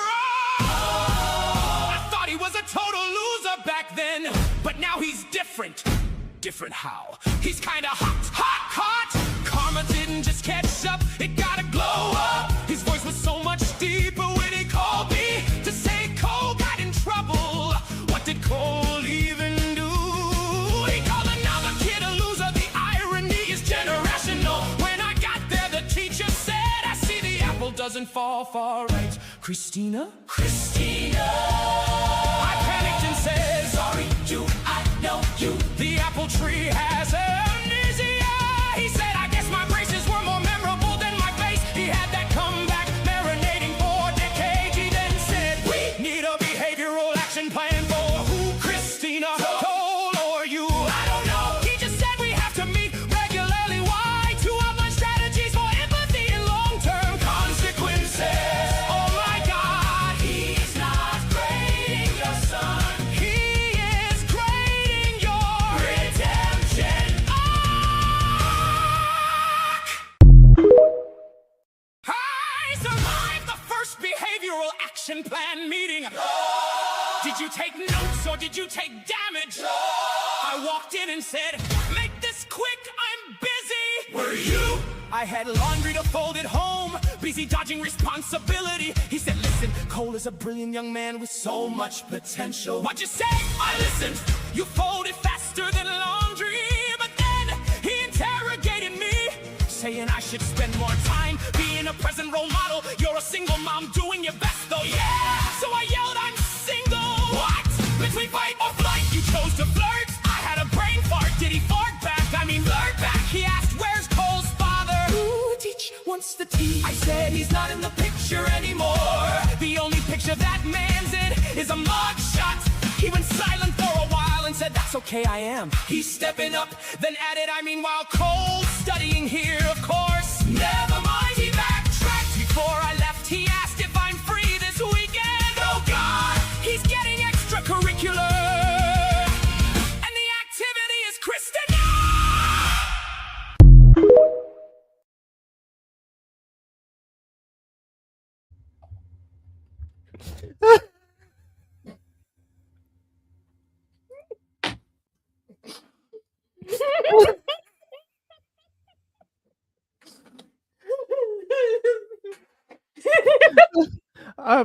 I am obsessed with those goddamn text messages that are turned into gospel songs. Those are so funny. Now, this one, listen to this just now. It gets me because I was in a similar situation. Not how y'all think. I was the teacher. I was the former classmate that somebody said was weird. Yeah. And here's the thing. I did not recognize the person. They walked in. Not only was I teaching their child, I was coaching their child also on cheer squad. And they thought that I was being funny because it was like, you sure you don't recognize me? No. When they showed me their picture from high school, baby, listen, I thought that they had plastic surgery. No, that's just how they aged. And I was like, Jesus, karma don't like you. But I kind of felt vindicated because I remember, once I remembered who they were, they told me that I wasn't attractive then and I would never be attractive. And I was like, and you'll never see my cooter biscuit. How's that? So that one really made me laugh hard because I was like, he's not great at Cole, he's great at your redemption arc. yeah. Like, did you fart back? Said, I blurted out, I'm single. The only thing the baby daddy's picture is on is a mugshot. Apple don't fall far from the tree. Lord. Oh my goodness. Oh shit. Just why? Just why? Okay. Ooh. I don't. Is this? Oh yes. I don't know what this is. I want to say that is this person singing? I don't know. Don't trust me, y'all, because I've only gotten one of them right. So I don't know. It looks like somebody that would be singing. I don't know, but I also can't see. So there's that. Here we go. You look like you eat Snickers upside down so you can feel the veins on your tongue. I'm gonna make you a pallbearer at my funeral so you can let me down one last time. If you were half as smart as you think you are, you'd be twice as smart as you actually are. I'm beginning to see that your low self-esteem is actually just good judgment. Nothing brightens up a room quite like your absence. I don't know what's wrong with you, but I bet it's hard to pronounce. Anybody who told you to just be yourself couldn't have given you worse advice. I don't know what I'd do without you, but I'd sure like to give it a shot. If stupidity was a superpower, you'd be an Avengers level threat. Why don't you go outside and play a game of hide and go f*** yourself? Your presence is like a gift I'd like to return. It's amazing that you still love nature, despite what it did to your face. I have zero expectations for you, and you still manage to let me down every time. People like you are the reason the universe doesn't talk to us anymore. I bet high school was the best 7 years of your life. Let's play horse. I'll be the head and shoulders, and you can just remain as you are. Wait, if you're here, then who's in the arts and crafts aisle eating Elmer's glue?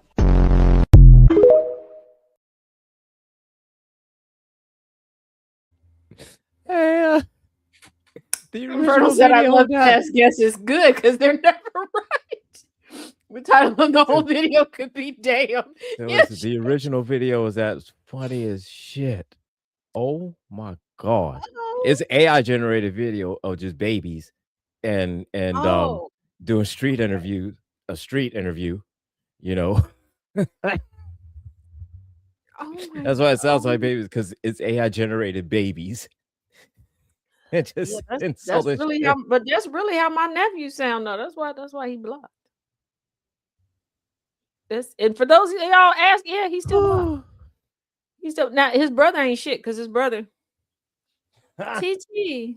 I called his brother on his birthday. He's like, you didn't call me. I know, I'm aware.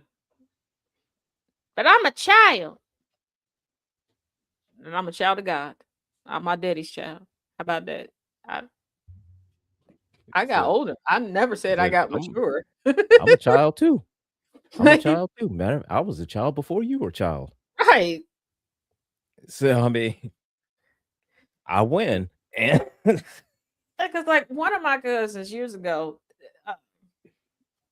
had a set of twins, right? And she was like, you're the only person that never wants to volunteer to babysit. Now, in the back of my mind, I'm like, girl, I had 2 sets of Irish twins. I'm never doing that again. That was hell. Shit. But I looked at her and I said, shit. I don't know them. I was always taught stranger danger.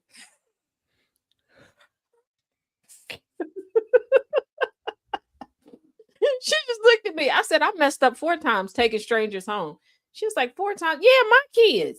She was like, strangers. I don't know them. They didn't know me. Strangers. I messed up. I took them home. It was a ride. I don't know why we decided to trust each other. So once they got home, once I got to my house, and I was like, well, shit, I can't take them back now. Like, and they took advantage of me trusting them. Do you know the things they did to me? used to beat me up, spit up all over me. A couple of them pooped on me. That's all kinds of abuse. That's There diabolical. should have been a number for me to call or something. I tried to go to a support group about it, but they were like, "Well, you chose it." Did I? Did I really though?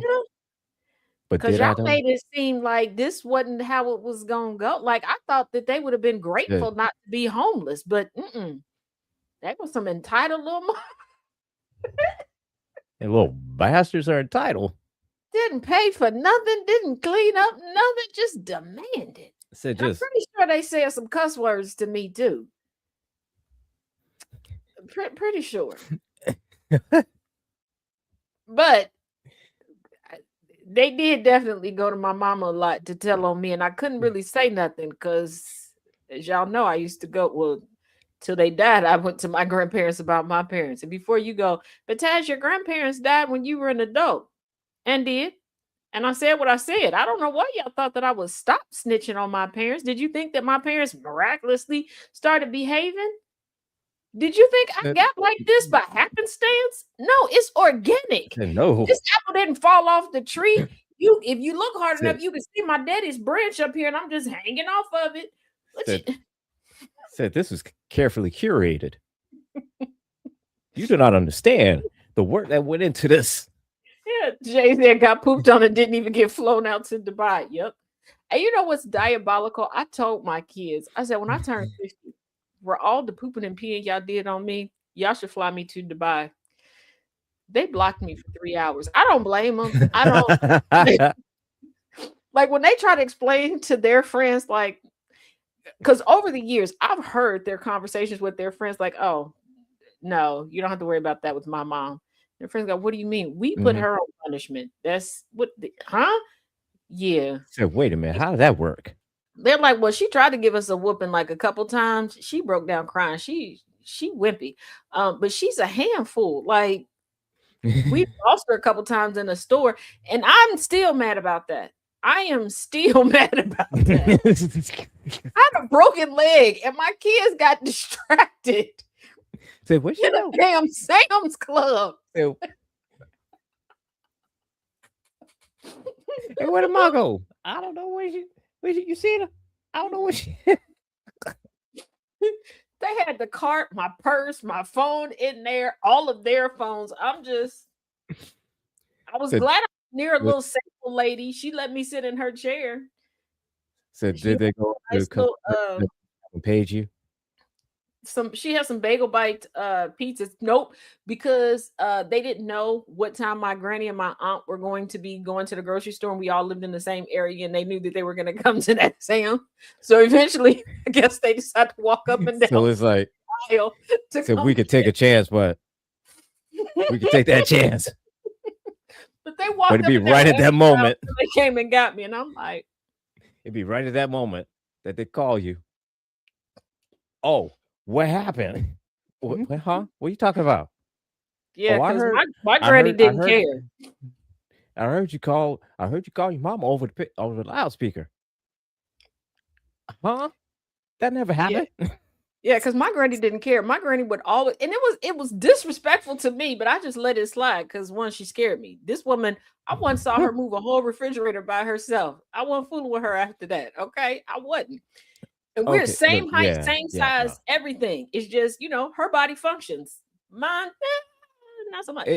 But yours has some notes. Yeah. She once told somebody, like, she's an inside cat. Stop leaving her by herself. If she's in the house, you can kind of leave her on one floor. But if you hear her on the steps, follow. And I was like, y'all know better. Y'all know better. I was like, so this what's going on? This is the talk about me. This how we do things here. Oh, okay. But this is also my same granny that almost got me beat up by a bunch of elderly people at a funeral because I didn't know they went that hard for their high school. And she, at the end of the funeral, she's like, yeah, and she went to blah, blah, blah high school. And I'm like, so what's the big deal? I didn't realize they went that hard for their high school. Like, till they... Just said that. Goddamn. Let me Like, I mean, let me I leave. know high school rivalries sometimes they could be serious, but after high school, I believe that Oh no, um, I had teachers that it wouldn't should stay talk in the to me. past. I had former teachers of mine that wouldn't talk to me for a couple years because I graduated from one school. Now, mind you, our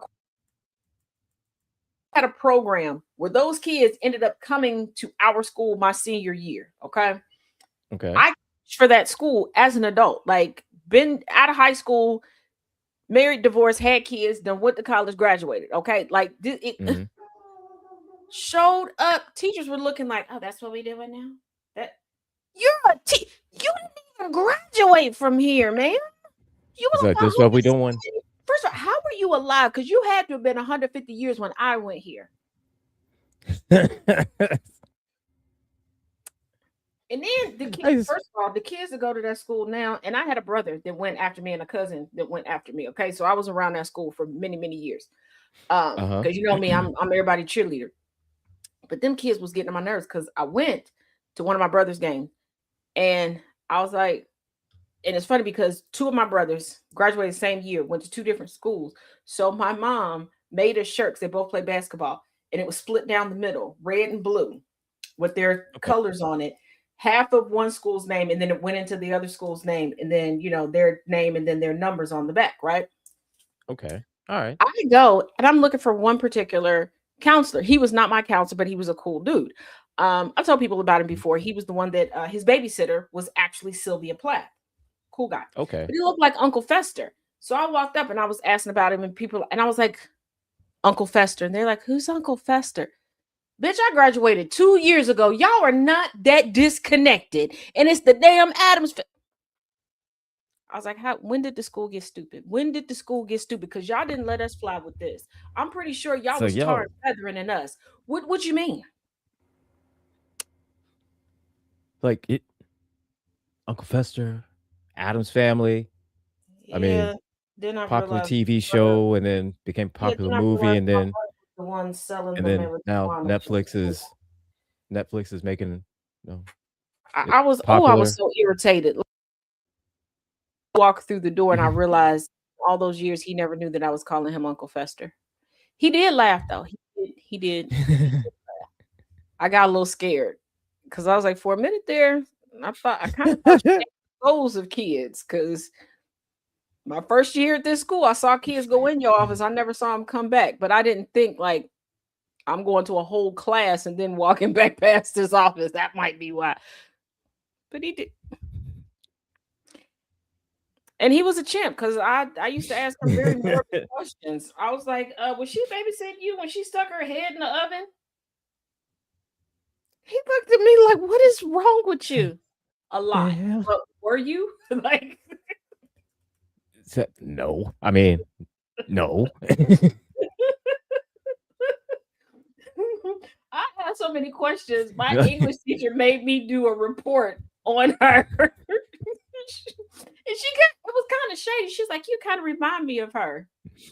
How, bitch, I'm alive. Like, what in the hell? What kind of shit? What's that supposed to mean? What in the... You trying to insult me, bitch? What the hell? I'm alive. What you think? What do you think? Remind me of what? What is wrong with you? I'll tell you. Okay. Oh, wait a minute. All right. This one. Okay. Don't say every time I get close to the screen, somebody always DM me later going, but you having glasses. Why are you going forward? Because I can't see. I live in the United States. Okay. Mind your business. Look, I'm at that age where my prescription, I could blink 3 times and my prescription changes. Do I got changed the prescription and all these glasses money right now? No. Okay. I just had an eye exam. We're going to make it do what it do. Okay. Till insurance going to pay for it. So we're going to be all right. Yeah. So we're going to be all right until the insurance kicks in. Eye person. Don't tell him I said that though. Because he almost lost me in the grocery store today. Just Shit. some old man, and I'm guessing his daughters were cracking up at us because he was like, "You can't be going places. I don't know where you at." I said, "I know where I'm at." He's like, "Where are you at?" "Right here." "Where's right here?" "Wherever I'm at."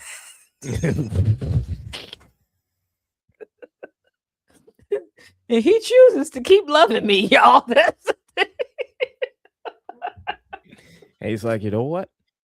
You right. You are there.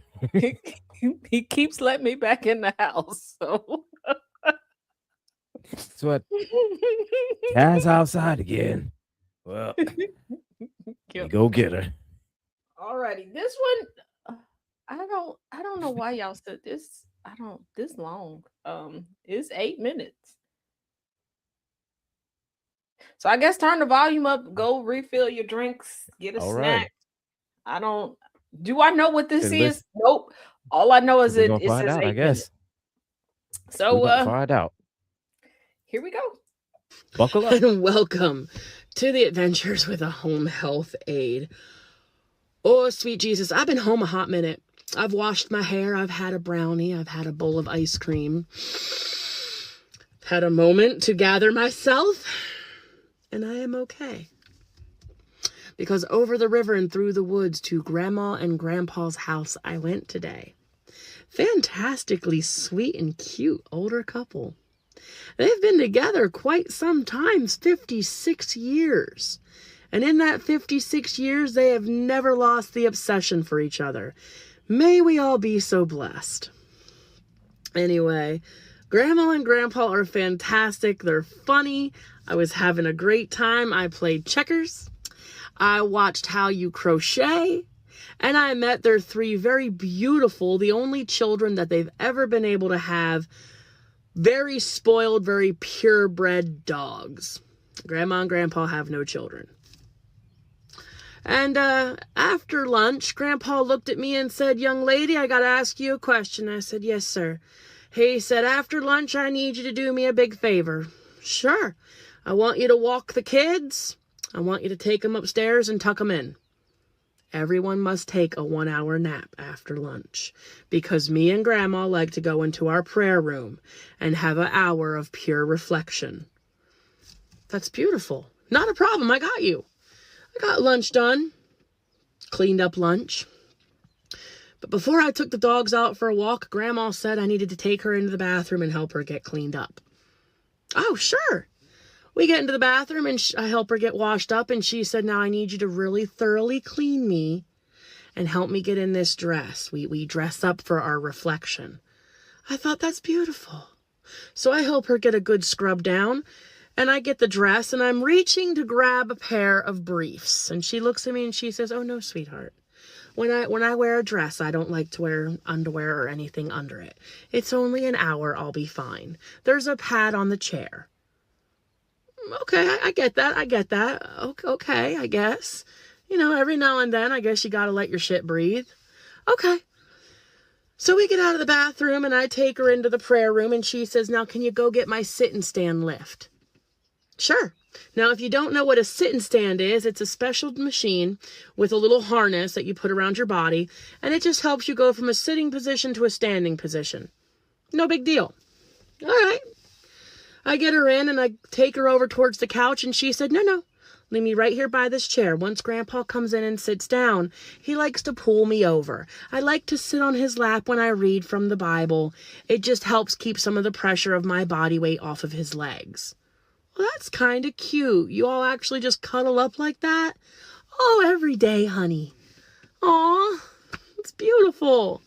Okay, so I leave Grandma and I go out into the room, and Grandpa's just kind of sitting at the table, finishing up what little bit of lunch he had left, and he says, "Go walk the dogs." Sure. Take the dogs outside, let them do their thing. I come back in, and he says, "Take them upstairs and tuck them into bed. They have to be in their room for an hour." Okay. Take the dogs upstairs, literally put them into their cute little beds, tell them stay, and walk out the door. Grandpa's downstairs waiting for me. I help Grandpa get all cleaned up. I help him get dressed, and he tells me not to worry about any underwear. It's just an hour of prayer and reflection. He'll be okay. They want to go in their most naked form before the Lord. Okay. Hey, to each his own, man. How you worship is how you worship. Not a problem. So I help him get in there, and he's sitting on one of those lift chairs. Okay, so I get Grandpa settled, and I get Grandma where she wants to be. And, they're just kind of sitting like this, and they get their book or whatever, and they were like, okay, now you can go and you can shut the door. Okay, and then Grandpa looks at me and he says, you know what, honey, do me a favor. I said, sure. He said, when me and Grandma are in here for an hour, we like it if you girls just vacuum for us. Just a whole hour of vacuuming, move the furniture, make sure the rugs are done, make sure the floor's extra clean. We like a good, clean house. Just take time, a whole hour of vacuuming. Okay.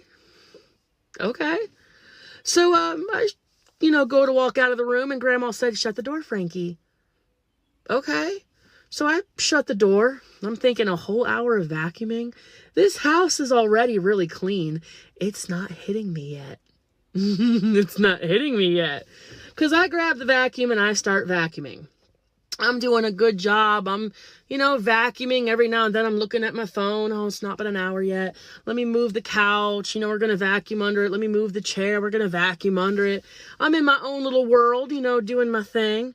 Got a little Missy Elliott twerking in my brain.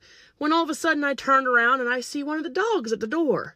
And I'm thinking, well, if the dog disobeyed stay, it must have to go out. It's probably got to pee or something. I reach over and I turn off the vacuum.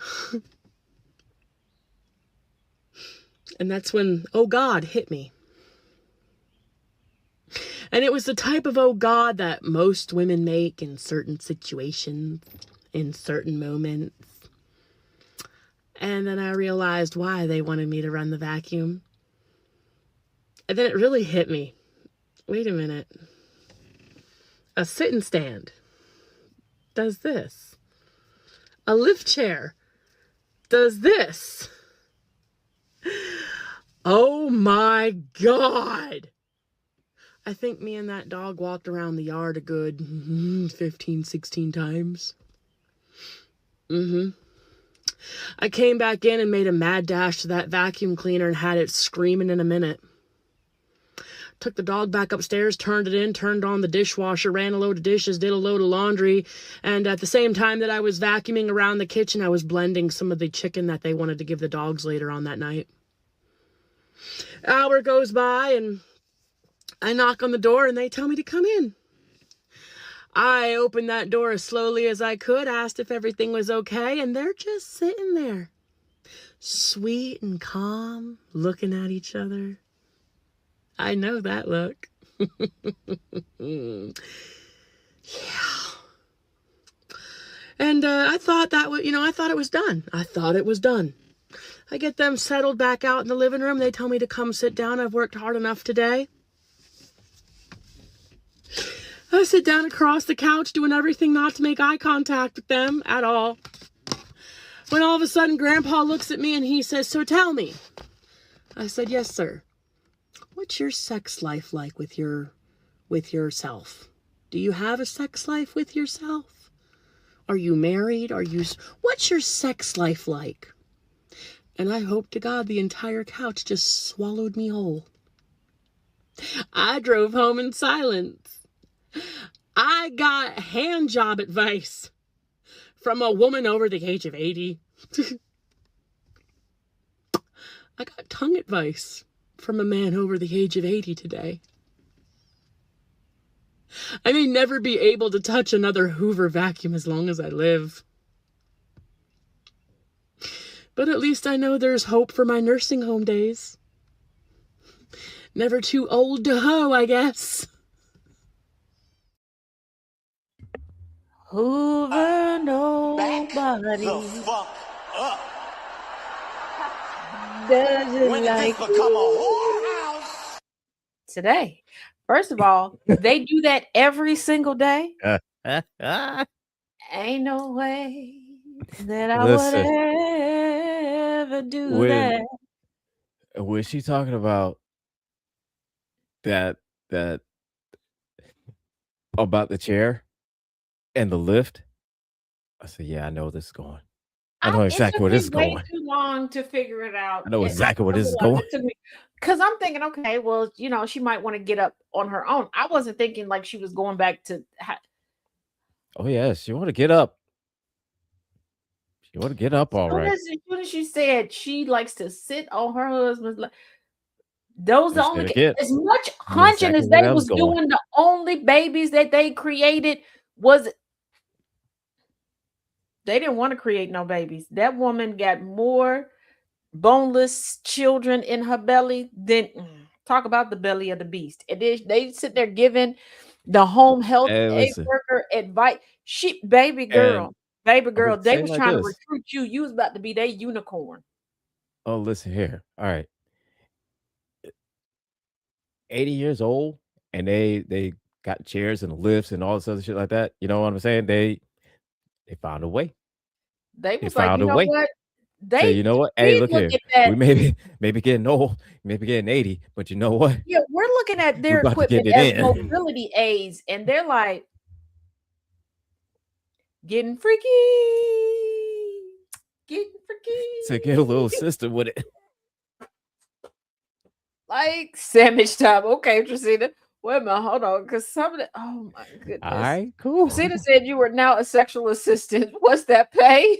Inventive couple. Right. Yes, Annabelle. Hey, Mrs. Lyles. It's a Oh my sandwich goodness. time. Inferno. I don't know if it's love, but it's definitely lust. Oh child. Um, oh good. Cotton I candy, got hand sweet job roll. advice. Let them get that tootsie roll. She's talking about I got hand job advice from an 80-year-old. And tongue advice from I a got you know tongue what? advice. Who better to get advice from? Because I mean, they know what works and what doesn't work. I guess. I guess so. I mean, 80 years old, they still getting it in. So I mean, they've been doing it. We got to imagine like for decades. They've been doing it and doing it and doing it well. The I mean, fact that and you know what? Because they're old, as soon as you bring up the Lord, everybody just leaves you alone.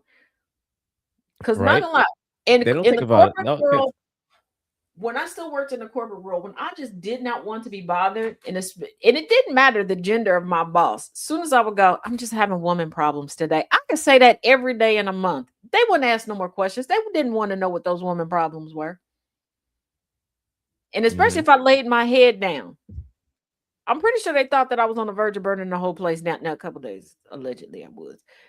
But it's like certain things you say at certain ages. Ain't no that.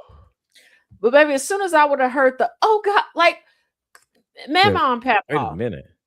why don't y'all just I know y'all got an No, old because look school here. record player somewhere. So Turn the on second, Dizzy Gillespie or whatever y'all listen to and get it in.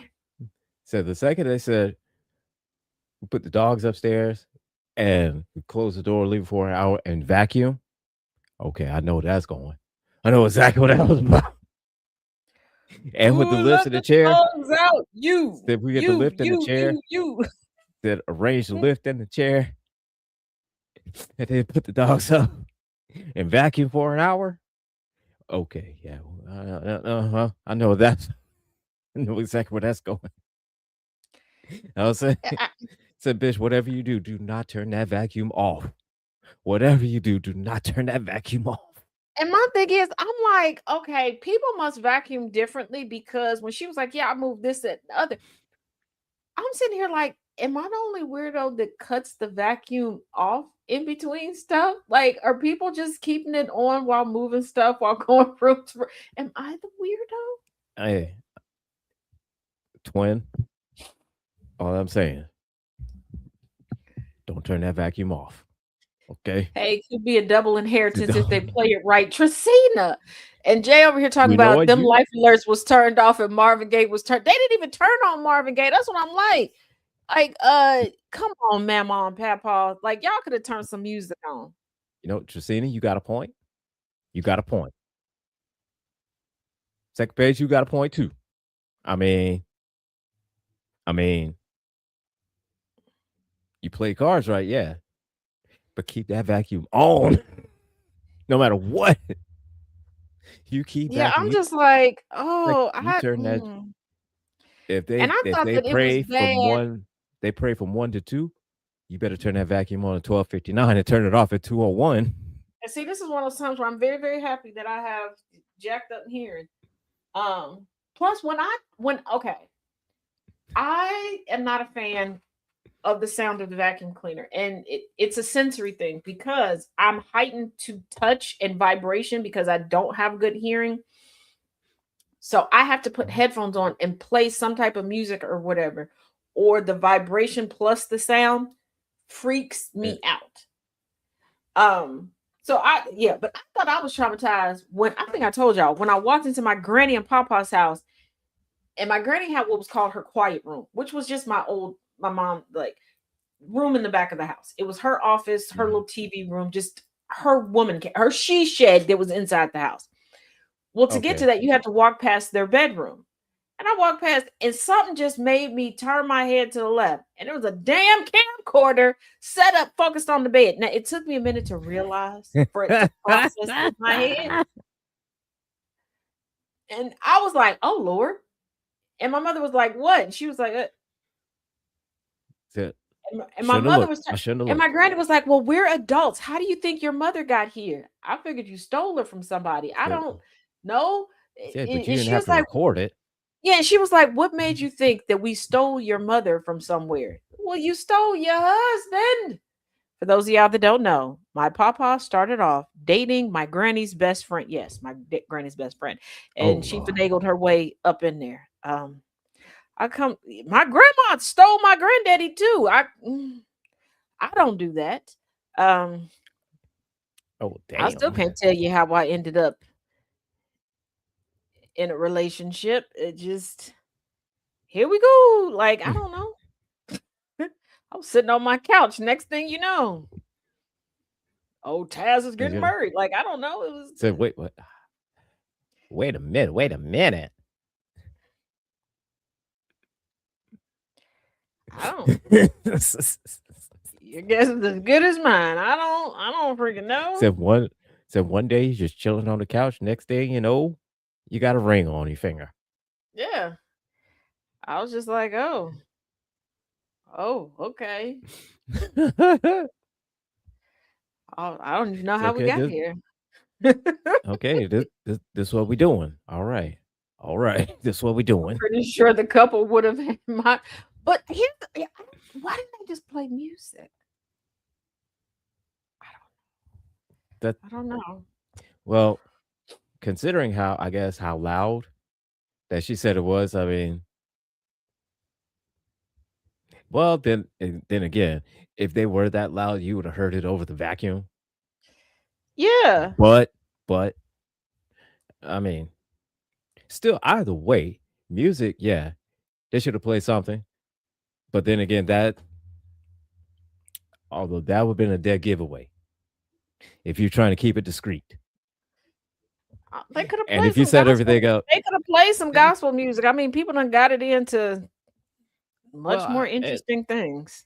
and also you don't know how they're gonna react. I mean, and here she is, she's a caregiver, and you don't know how they're gonna. She may be cool. She may be like, "Oh my god, that's it." True. So yeah, they had to go into the cover of we're gonna pray from 1 to 2. I'm just saying 1 to 2. I don't know. So we're just praying from 1 to 2, and during that time, the dogs take a nap. So take them upstairs, lay them down for an hour, and vacuum for an hour. And the simple fact is that immediately, if it's me, immediately they say, "Here, come in here, set up this lift, set up this chair, take the dogs out, or take the dogs in his room here, lay him down for a nap, and vacuum for an hour, and specifically an hour." I'm like, Yeah. My thing is, I would have been like, yeah, get it in. everything looks like really, really clean. Do y'all mind if I just, sit on the front porch and listen to some music? Like, Right? I mean, mm-mm. And then when they You started know? asking her about her sex life, I was like, I instantly went to, girl, they trying to boink you too. They want to do the Uchi Coochie Wally Wally Oh with yeah, you. they definitely tried to bring you in. They trying to bring you in. Hey, look, The music would have thrown off the rhythm. Oh my uh-huh. goodness, Jay, it might have. Hey, listen, man, they were 80-year-old swingers. So anything can happen. and and shout out to them because it's a brilliant cover and saying that, oh, we're gonna pray. Nobody's gonna question that. Nope. Nobody's gonna question that. So just 'Cause next time, keep that vacuum on. Unless you want to join. I Unless surely you would want have to been join, like, keep that vacuum on. yeah, I would have, yeah, as soon as they would have been like, what's your sex like my cooter biscuit Um, fell off in 1982. I don't do that. That's my go-to. My cooter biscuit fell off in 1982. I don't know nothing about that life. Sorry about that. craziest things. A medical thing that I don't know how to happen. It just the blizzard of 1982 I got stuck out there and it just fell off. So just I don't know, and it sounded just like that too. Just detached itself and ran off. I don't know what to tell you. I don't know what happened. It's just and gone. Just gone. It's gone. It's okay. It's gone. Okay, we got one more. All right. Oh, this is so stressful. There's another. Last week it was the short ones that had me stressed. Okay, we got one more long one. That's Jesus. Whew, okay, here we go. Pause. I did it again. That's not what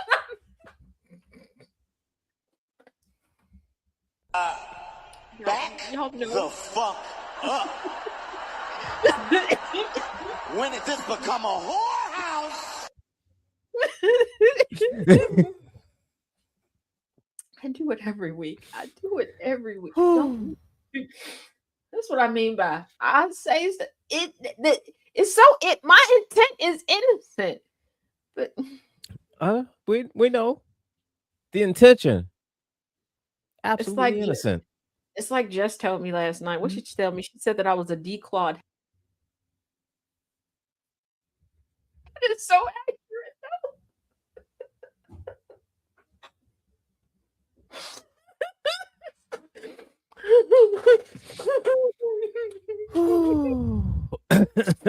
Okay. All right. Here's it. Yeah, okay. It's 5 minutes. Yeah, okay. Yeah, that says 5 minutes. All righty. All right, here we go. Hey, friend, I'm so sorry to hear about the passing of your father. How was the funeral? My dad died, and 2 completely different families showed up to the funeral. I beg your finance party. Okay.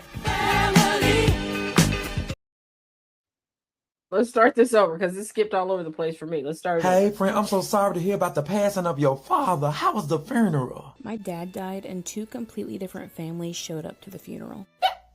I beg your finance party. Okay.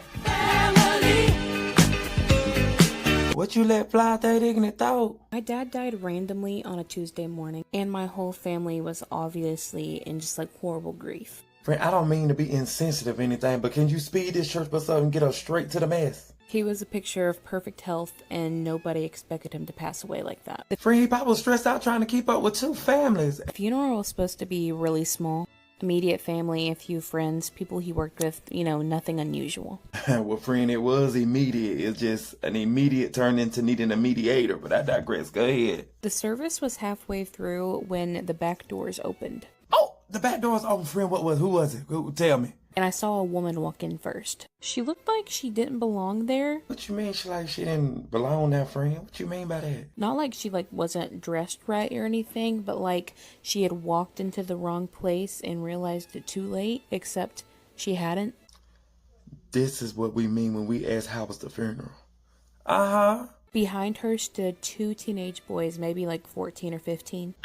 Friend, with the 2 little boys, your siblings? Oh, was that who walked in? Oh, my blood pressure is high. She stood there for a second, scanning the room, and then asked the funeral director, "Is this Mark Ellis's funeral?"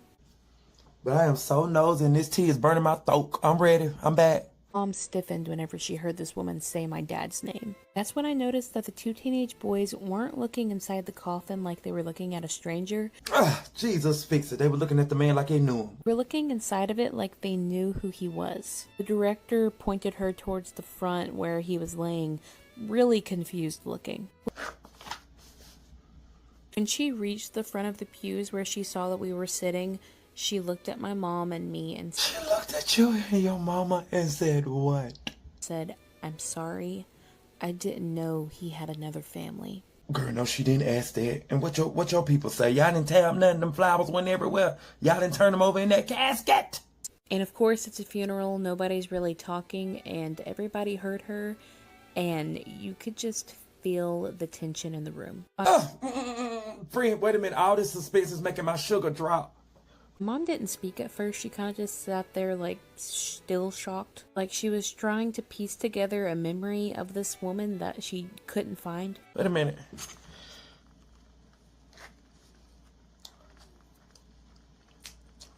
All right, it's back up. Go ahead. But the woman kept going anyway. She said that she'd been with my dad for 15 years. 15 years? Not recently, not casually. They lived about 2 hours away from there, and the two teenage boys were his.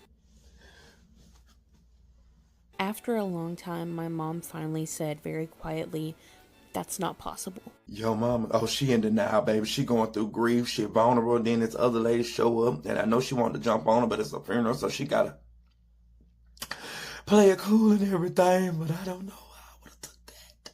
Did the lady come with any proof? That's what we want to know. Then she pulled out her phone, showed pictures of holidays, birthdays, a man who was my dad but didn't look familiar to me. Oh, Michael Jackson said it best. He was a smooth criminal. He was there for all of that and still maintain a life with y'all.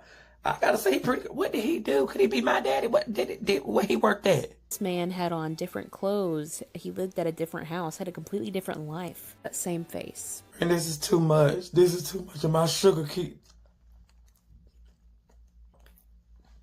It's back up again. Go ahead. The boys, they didn't really say much. One of them just kept staring at the floor. The other one asked, "Is he really gone?" Don't tell me no more of this. Don't tell me no more.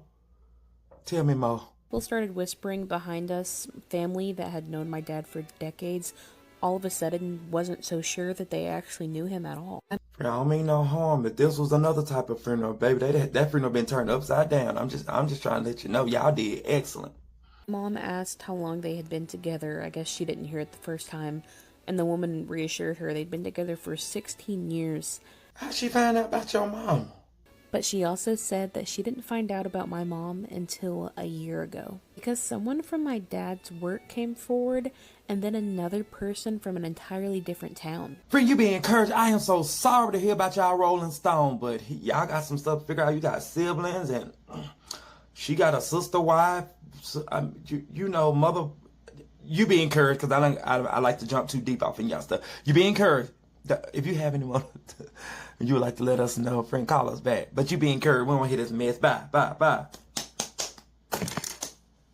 Where do I get my friends from?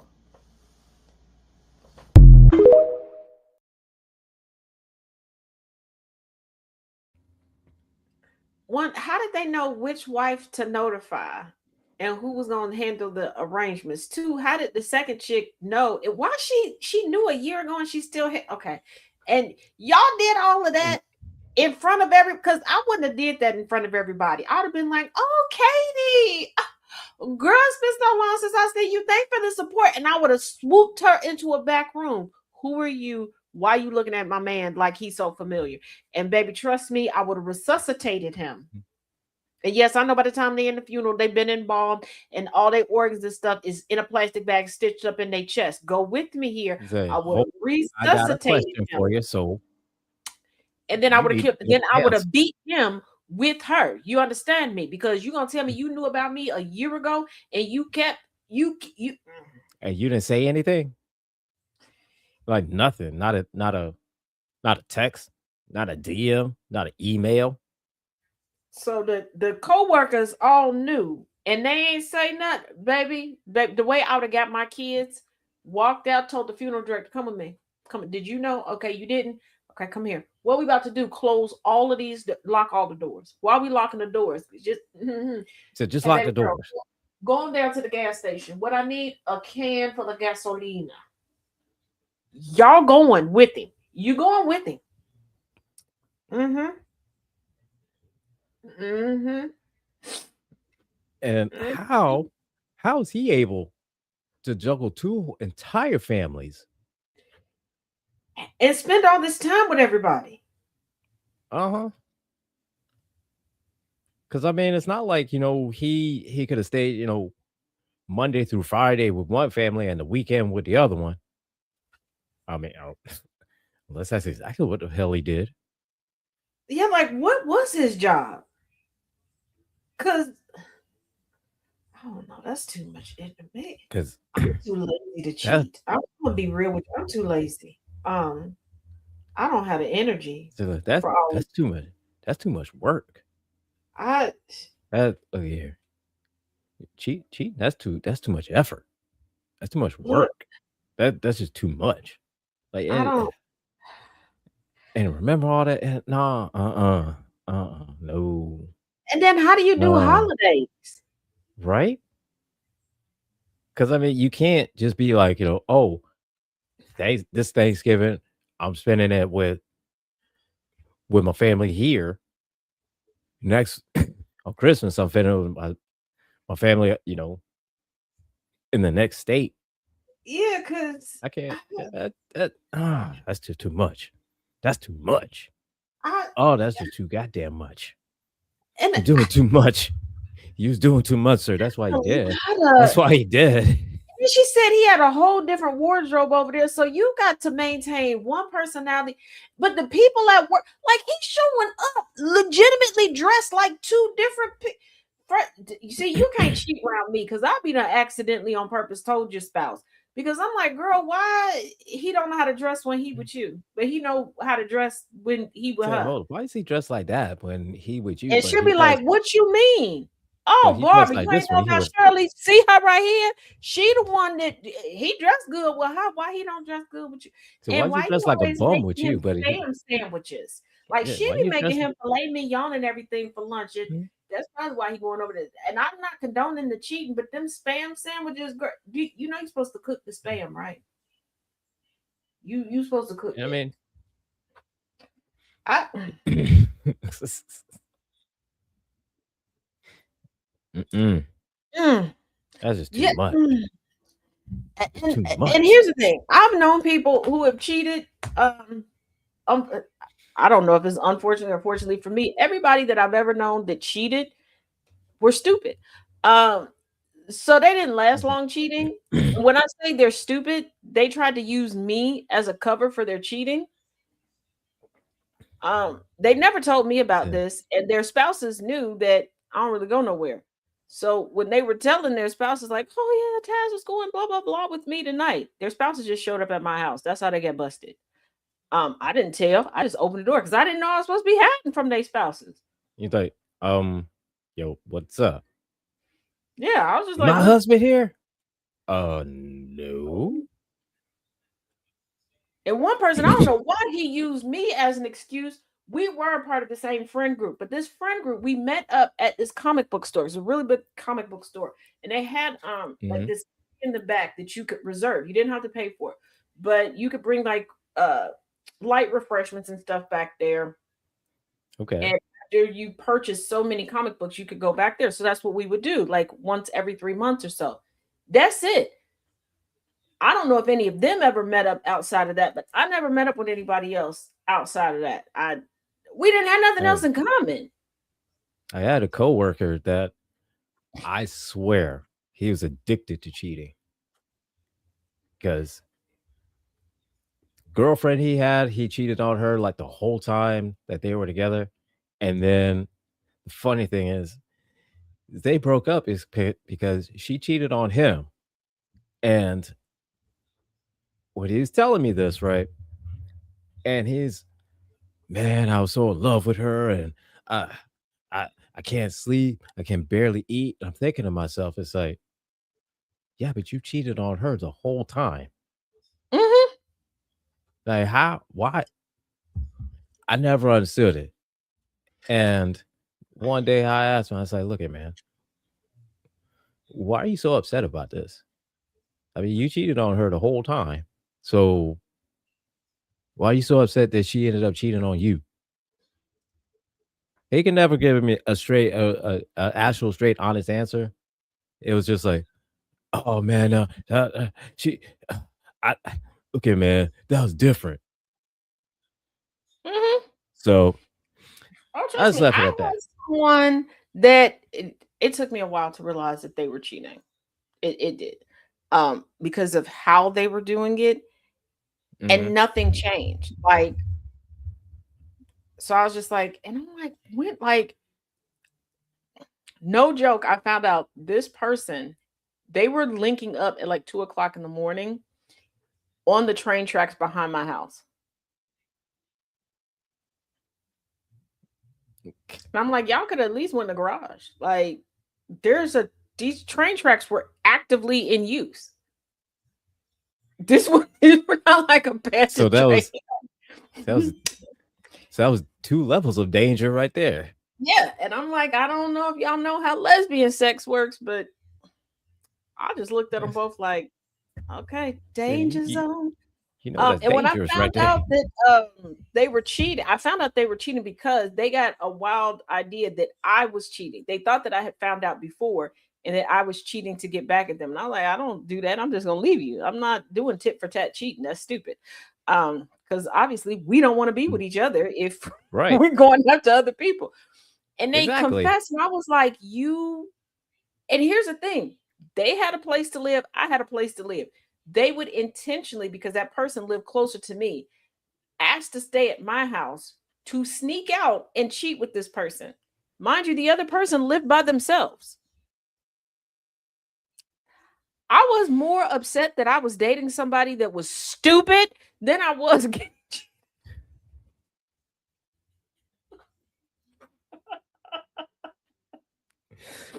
Oh, They're so. And they were like, well, waking up in the middle of the night, you didn't notice that I was missing? We never slept in the same room when they would spend the night because of their schedule and my schedule. We'd watch movies or whatever. And I had 2 different rooms in different parts of the house. so Okay. yeah, You once would ask you to spend the night. I just lived closer to where they worked at the time. So sometimes I'm like, yeah, it made sense to stay the night. But I'm like, why would I go outside and look? I would have never thought to look on those train tracks for anybody. And like I said, they were active yeah, train track, and there was no schedule for it. This wasn't every day at 6 o'clock. You no, could not 'cause it tell could be when those random trains were gonna times.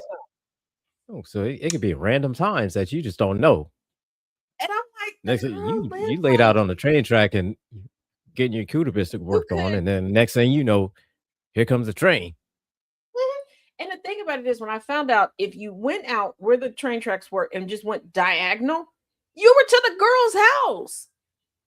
And I'm like, why didn't you just go in her house? Why don't you just go to her house? Well, in case you Like what? woke up, I wouldn't have known. I wouldn't have known that you were missing.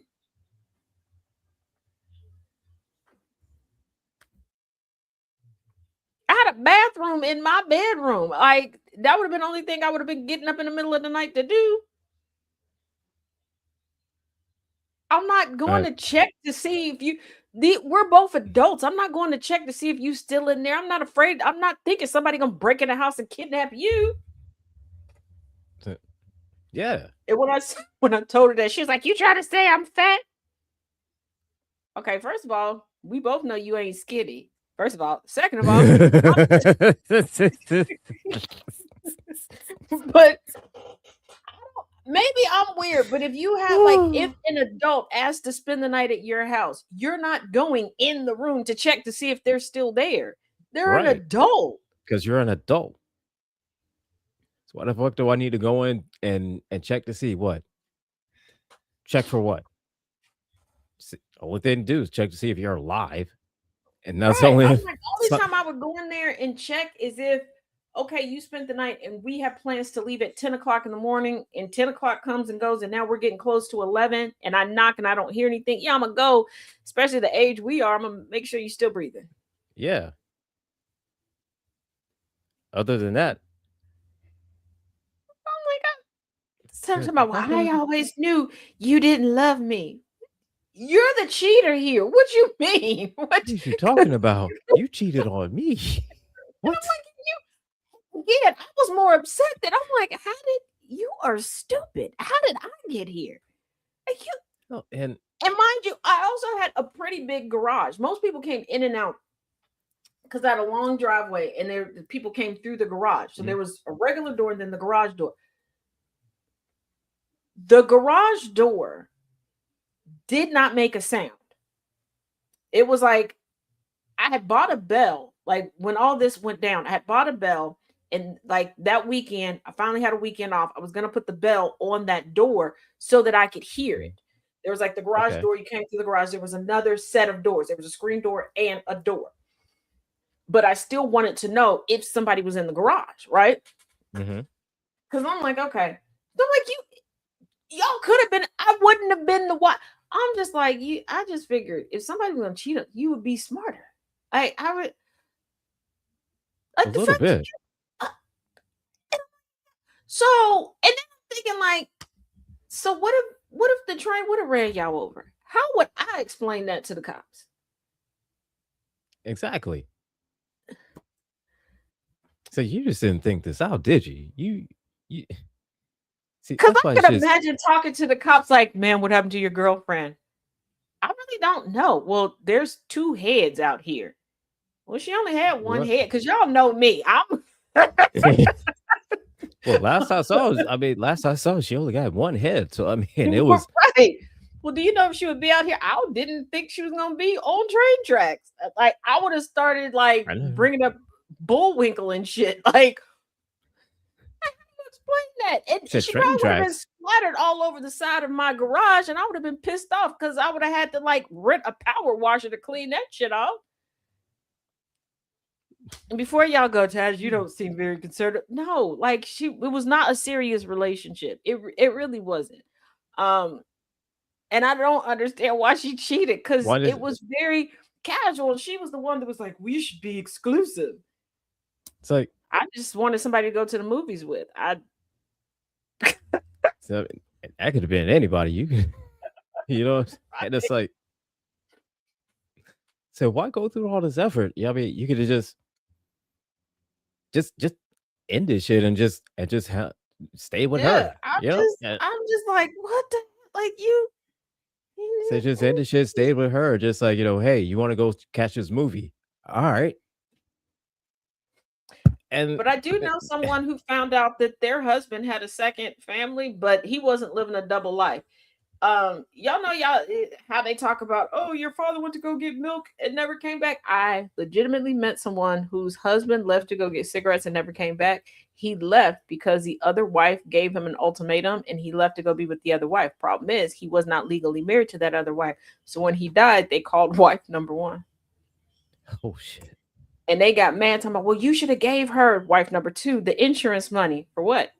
Wife number Why? two never had any kids with that man, no nothing. Wife number one did and had to raise those kids solo dolo. Yeah, and besides, the wife number two is the one that made all the demand, Yeah. and And he's I'm the just one that like, folded.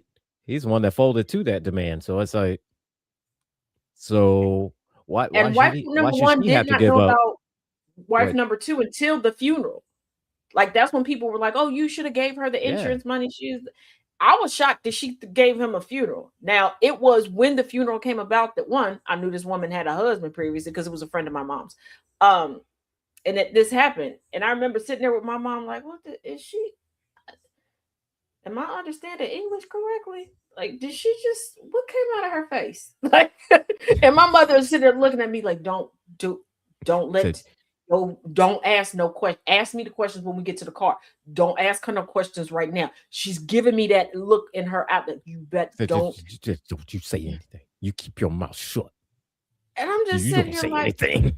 And mind y'all, I am 16, and I'm talking like I turned 16 the week before. And my mother was like, "Hey, come help me with my friend." I'm thinking, okay. A lot of times my mom would take me with her to help organize or decorate something for her friends. That's what I'm there. I'm All sitting right. there looking at my mama like, what in the days of our So lives, what is God, we like, doing? what? So what is we And then I'm doing like, here? my dad is like, I'm not going to the funeral. That was the one time I volunteer as tribute. I'm going, and my mother's like, I'm gonna take you, but don't go around asking people no questions. You are not Barbara Walters today. No, today I'm Joan Rivers. Fuck you mean? What? Shit. I'm going asking every question. And when the I'm second going. wife came in, it was just my luck. I got caught in between the two of them. There was a little walkway. There was like a door. It was a random door on the side of this church, right? I was sent out the door to go get something. I come back in, but it's a walk. Like one person can either go out or one person can come in. I'm stuck in between the two of them. And these are some voluptuous women. And I'm just looking like, I can't die this way. Because I want to die this way, but not this, like, not because of a fight. Because I'm just looking, and I'm looking at my mama like, and my mama like, I can fight good, but not that good. Like, it's like I can fight, but look, said I can fight, but look, I'm outnumbered here. And then I finally was like, hey, I wasn't married to the man. Can I get out of this little hallway? Can I just squeeze past real quick? Because I mean, I ain't got nothing to do with this. And then when I looked in the casket, because I had to see what he looked like before they closed the casket, because I wasn't trusting the pictures on the program. Because people will go back to 1872 to get a good picture of somebody. Okay. True. And the fact that I'm pretty sure the pictures on that program, that man was a teenager. I looked in the casket and I was like, ain't no way. Ain't no damn way. Y'all remember the man this morning? Trump's homeboy. Imagine him with a jerry curl and black.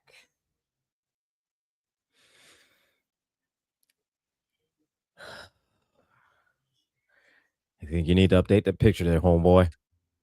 And I was just update that picture. I think it was the first time my brain legitimately just glitched real bad, because I remember just standing, because my mother was like, move from the casket. And I was like, Ma, can you see what's sitting there? She's like, that's a dead body. Be respectful. I said, no, Mom, can you see what's in there? like, can you verify that I'm looking at what I'm looking at? Do you see what I see? You see what I see? I'm looking at this. Do you see what I see? Like, I see you see what I see. I see. Yeah, she's like, this why I didn't tell your granny. I said, well, I told granny. And just then my granny was walking in, and I'm looking at my granny, looking at my mama, looking at the casket, like, Granny, come up here and tell me if you see what I see. And my granny was like, oh.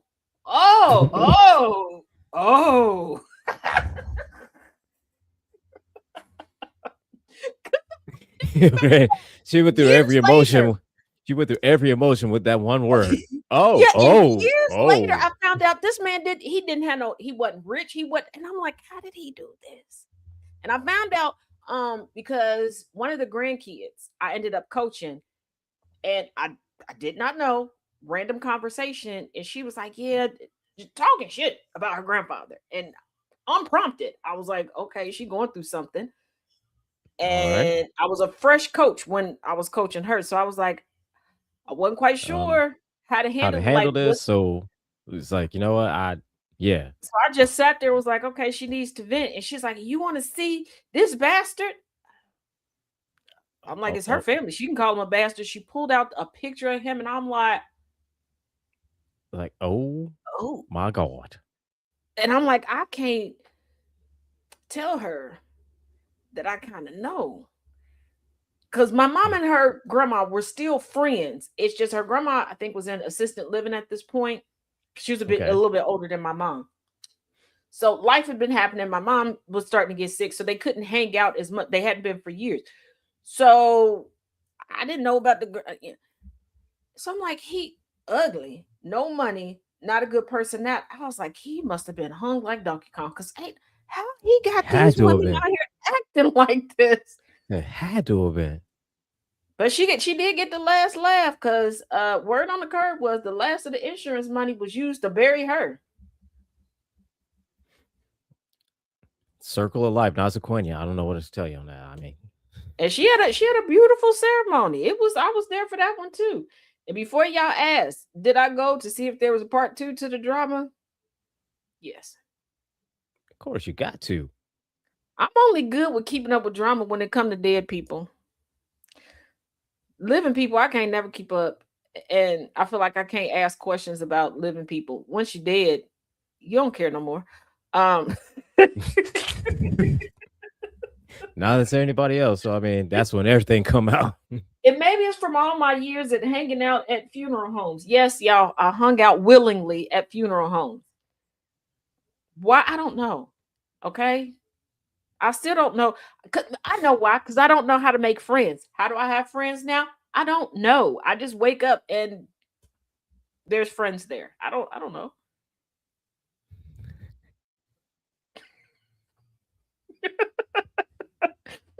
Like with Twin here, I think it's because Thomas was like, hey, you need a friend that speaks your language. Come here.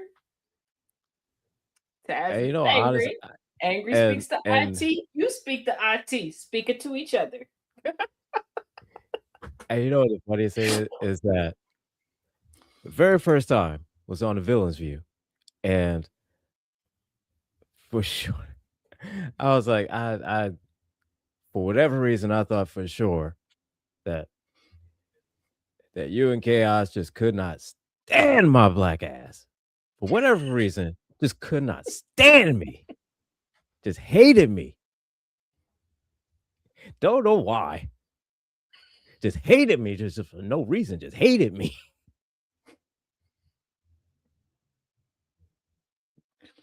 Mm-mm. No. Thank you, Jamila. Jamila's hung out at a funeral home before. And see, my mama had a friend that was a funeral director. And I had a friend whose mama was a funeral director, and I would hang out. We thought you were cool straight from the get-go. It's just Chaos and I had to learn how to be around other people. And let me explain what it means. Okay. We got so for those of y'all that don't know the evolution of our relationship, when we decide, like, oh, I like you, you do, I like you too. We're like, okay, because there's some distance between us. Let's meet face to face to make sure we really like each other. So off the jump, 5 days of just us. And then for a while, it was just us. So we kind of formed like our own, I guess you could say, like little language or whatever. And we realized, oh, it can appear we don't like people because we feel like we're including everybody in. But looking back, like, oh, we did kind of seem like snotty, mean kids. Like, that is, we got to work on that. Because I told you there was a lady at the church that went up to him and was like, I thought she only talked to you. And then I realized, damn, I don't be talking to these Negroes. I had a habit of, I would go over to him and say something to him, and then we go to whatever. And I was like, I gotta stop doing that. I gotta. So yeah, that's what it was. If we didn't mean anything, we're sorry. But because I went back and looked at one of the shows, and I was like, oh shit, ooh, man, woo.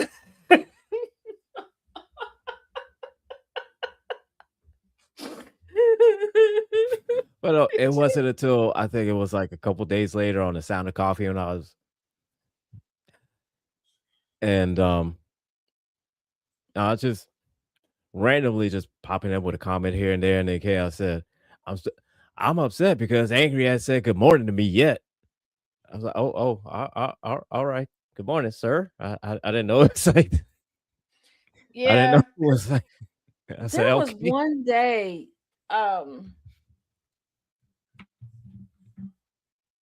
you had greeted like everybody else one way, and you greeted me differently. Not gonna lie, I sat over here pouting. Oh, I was upset. And he's like, just Oh, I'm calm sorry. down. I think you're overreacting. I'm sure he didn't mean it that way. When I tell you, oh, I promise you, you would have thought you like took every Reese cup I have in my snack bag and Okay. ran down with it the way that I was at. And then the next day, and I was like, and then I thought about it like I and like 3 other people said hello at the same time. And maybe that's what it was. Cause it's like, let me get out my feelings. Because Let me get sometimes it. I get Although, overwhelmed. I be getting overwhelmed because so many times with people just, hey, good morning, morning, morning, morning. And I'm so busy trying to like, okay, let me. Annabelle said good morning. Okay. Tracina said good morning. DJ said good morning. All right. Let me. oh yeah, I And understand. Just like Thomas and I had an agreement. He was going to give me a certain period of time to be EP and nobody would know that it was me. 2 minutes later. And motherfucker. Taz. It was like, help me. Help me. Because like, now I'm having to look for like my name and GCPR. And I'm like, trust me, and I'm like, oh, okay. That's why sometimes I don't comment. Like, well, before being EP for a show, I wouldn't comment because or I just do like one big, hey, good morning, lovelies, because I always feel like I'm gonna miss somebody. I know. And it gives me such anxiety. And it's like, and most of the time that, and I got a bad habit of doing this, and I got to get out of it, is I'll say good morning, and then I'll start my morning exercise and taking it on my whole routine. Mm-hmm. And meanwhile, everybody say morning, morning, morning, morning, and I'm ignoring everybody while I'm just steadily living my life. Yeah, because before, I would like one time I was putting together a cabinet. I just can't. Hey, good morning, lovely. Came back. Oh, there were people that were sending me text messages like, "Did we fall out? You good?" No, and I'm like, "Did I sit on the phone and type something out that I was?" Oh no, it's just I did that. Or sometimes, I'd be updating Substack or something. I was like, I got to stop doing it. Now, I guess it kind of works out because there were one person. I think it was on the Instagram. It's like, is Taz okay? I haven't seen her in a couple days. I'm here. I'm just not under. Just not under. I'm here. But it's y'all know if I say good morning and then y'all say good morning and you don't hear anything from me for about an hour, I'm working out. I'm lifting weights and shit. So I'm sorry. Yeah, I got to get out of that habit. So whenever I say hello, then I got to be here. Yeah, we've been dedicated. multitasking back there. I try to multitask, but it don't turn out quite right. Oh, and quick bit of housekeeping, y'all. Because I realize it probably does come off as rude when I'm like, hey, y'all, can y'all drop it in the Discord or put it there? I don't think y'all realize how much I'm fighting for my life backstage because no matter how many times I ask Thomas, what's going to be the topic? What are we going to do? So I can prep ahead of time. Oh, all of that's thrown out the window. All of it, everything that y'all see, I am doing in real time and getting up. Okay. All of the research, all of the pictures, all of everything. So when I'm begging y'all and keep putting in the chat, please just put it in Discord so I can get it together ahead of time. That's why. That is why I don't mean to come across rude. I really don't. But I am fighting for my life over here. Because I'm like, brother. Like he said. Sunday. On Monday, we're going to talk about algae. I have all this algae stuff. I've even sent him articles. He gets up in the show Monday. What? Everything but like, algae. Delete. And I'm glad I didn't hit send yet. I'm like, delete for today's topic. Then he's like, we're going to do it Tuesday. And I'm sitting here like, I don't believe me. So, okay. And then, we are going to talk about algae. Now I got to go find the algae file now. Pull it. Yeah. So, yeah, everything that y'all are seeing, it is real life. Yeah. So like like I said, I don't, because I was looking at it today and I was like, oh my goodness, they don't know. And I'm like, they probably think I'm being rude or trying to be mean. I'm not. I am fighting for my life.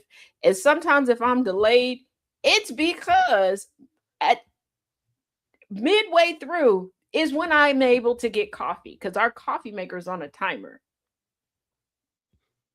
And I don't want to mess that up. So I'm trying to run. It's the room next, but I'm trying to run and get coffee and run back. And y'all know sometimes because like today, one picture was up there and he had changed topics. Yeah. I got to have cream in my coffee. I don't know about y'all, but I'm not drinking black ass coffee. Okay, absolutely not. So yeah. Sometimes I don't know how you keep it together because I can't imagine these. But I'm telling you, like for the anniversary show, and I'm talking about the actual Wednesday anniversary show. I'm going to do it because I did a little bit of a behind the scenes on Monday, but the camera was just on me and just the music part. I am going to do like a little snippet so y'all can get an understanding of just the pregame. Because first of all, here's the thing. I love Thomas. We love Thomas. Sometimes trying to follow is chaotic. Yeah, like when he told y'all the other day when I started to have a panic attack, like I'm like, yo, you good? Like, where are you? When I tell y'all it was up to the minute, and I was like, if I need to fill in for him today, they're gonna have a video list. Y'all was gonna really get a radio experience because my face was not gonna be on screen. When I tell y'all, your girl was still in a robe and a bonnet. Okay, I was struggling to wake up that day. Usually I get up, take a shower, come in here and sit down, have my water, I'll make a cup of tea. No, I looked at the alarm, hit it 2 or 3 times, threw on a robe, still had on my bonnet, had on whatever pair of glasses that I left down here in this office, and that's what it was. And I was like, if I have to do sound of coffee today, y'all it's gonna be rough. We'll get it done. It's gonna be rough, but we'll get it done. I promise you, it would. Now my robe and bonnet combo is cute, but baby, listen. But it's not gonna be on camera. It will not. Let me just y'all just need Percy the Pimp, because that's what it would have been up there. You could have been on screen with your brother. Yeah, I could have been on screen, Elijah, with my bonnet on, not with my robe. I was sitting here like, and I'm like, it would be the one day, Elijah. The one day that I don't put myself together is the day that he don't come. Then he's like, I'm running late. Well, obviously, motherfucker, I know that you're running late. Yeah, no shit. You're not here, so I get obviously. And he's like, let's go live. We just gonna act like you. Okay. So I don't know what's going on today. I hope it all goes well. Cool. All right. And then one day, because usually I get backstage before him, I went. I needed to refill my water. I come back. Something about bopping somebody in the head with a titty. I don't know what was going on. And I'm like, I stepped away for less than what? You know what? Just whatever hypes you for the show. Just it's the thing. And that's the thing with we don't know what could come out of his mouth. Like it'd be talking something, about what happened in the news with Trump in that pool. The next thing slapping titties on your face. It's like how did you get from that to talk about slapping titties in your face? Just like every Sunday, it always happens. I enter at the strangest time. And it's either me or Gambit that's like the first ones to get back there. And it doesn't matter if Thomas is back there by himself, if Gambit's back there. As soon as I'm like, what did I walk in? What is going on here? How do we get here? Why? So what is going on? Okay. Cool. Okay. Mm-hmm. All right. But just like, all right, that's what we're doing. That's what we're doing today. Alrighty. But then he questions my shenanigans. That's what gets me, is that he'll question my shenanigans. Hey, Keely's mom. It's like, sir. Because sometimes I'm looking at What? Hold up. Wait a goddamn minute. Did you like no. And then sometimes I have to text him because I need some things to be in writing. Like if you do, I swear for God, if you do this, I'm popping in. Don't. Because he'll be like, I don't know. Yes, you do. Yes. But he's so, look, Ms. Lyles, We've hey, seen yes, Thomas, okay. you gotta Nightbird, Thomas, you gotta go with the flow. Bonnet. Y'all have seen a couple of my bonnets. Me being on camera in a bonnet, I don't care about that. But I'm telling you, the other day, no. The bonnet didn't. No, it was one of them. I was coming off of a deep sleep. Yeah, no shower, crusty out. Yeah, that wasn't about the. That's not going on camera. The way I clown people, absolutely not. Do you know how many people would have been taking screen grabs and that would have been the backdrop of so many lives?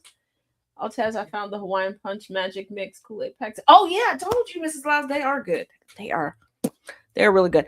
Now y'all, don't forget tomorrow we have the church picnic. I do believe either I'm going to be a few minutes late, but I will be on the porch of no judgment. It's just a matter of who's going to be around me when I do.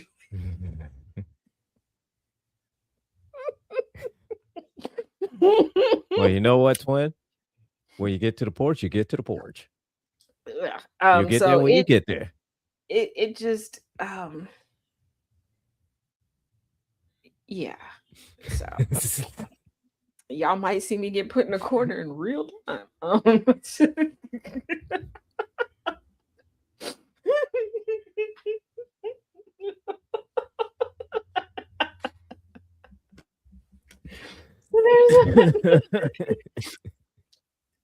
So and I do shoot.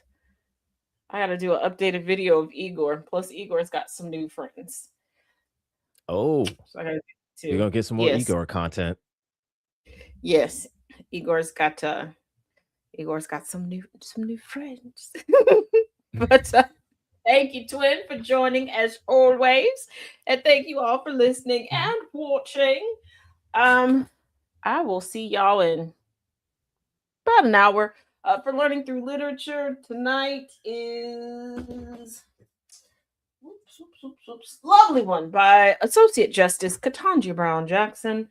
As we finish chapter 6, because for some reason chapter 6 is super long. I don't know why. I don't. But it is. If you missed any of the previous chapters, you can go onto YouTube at TazJ77, go to the playlist entitled Lovely One and get caught up. The other book that we are going over, that is the Tuesday, Thursday series, is Not My Type by E. Jean Carroll. Yes, it's going over that trial. Same place at TazJ77 under the playlist, Not My Type. For those that do participate in my Saturday history class, there will be 2 videos up in the Google Drive for you for tomorrow. So, Nightbird called us the Wonder Twins. Woohoo! Wonder Twin powers activate. Here's the thing, and I've said it before. Just a quick rant about the Wonder Twin. How is it that Jaina would always transform into like a bird or like a giant elephant or all kinds of shit, and Zan would turn into a bucket of water? And where's the water coming from? Okay. Yeah, I always wondered that too. You know, like what? And then once you wouldn't the water technically be partially him? And then when you pour the water out, how you getting him back? Right. And is it all pee? Because I mean, that's the only thing I can think of is that it. Right. But we know who the golden child was, because I would be real mad. I would, hey, mom, dad, come here. Oh, the parking lot, big lemons. Said the, Because what? Why? no, no. But thank you, Nightbird, for the Wonder Twin thing. Because I mean, hey, Yes. that's our That's mantra. That's awesome. our goal. Yes. So, as always, y'all, each one teach one, each one reach one. We will see you all again tomorrow for the Porch of No Judgment. Go out, do the things. I would say behave, but y'all don't listen to me. Be good. If you can't be good, then be good at it. Yes. And please don't have no secret families. Have secret orgasms instead. That is true. MacGyver went ahead. Ask where anything was coming. You got that right, MacGyver wouldn't. All right, MacGyver y'all. won't be asking shit. Bye, y'all. Turn the dial up, let the static fade away. We're building up the future, tracking every single day. Start the morning right, let the rhythm start to breathe. With the sound of coffee pouring, giving just what you need. From the sunrise spark to the late night glow, there's a space for your story and a steady undertow. When the sun goes down and the shadows start to lean, we close it all out with conversations with Jonathan. This is GCPR Radio, loud and clear, where every single voice matters, far and near. Yeah, we lock it in, connect the track, GCPR. Got your back, download the app on your phone today. iOS or Android, we're a click away. When the weekend hits, yeah, the energy shifts. Sundays bring the heat with a couple of gifts. The Kennedy effect gives us the hard-hitting news, breaking down the facts, clearing out the blues. Then Wayne Green gamblers step right into the zone, rule them their position on the microphone, telling you what to watch, what's a hit, what's a miss. Then it's the villain's view for their random commentary bliss. This is GCPR Radio, loud and clear, where every single voice matters.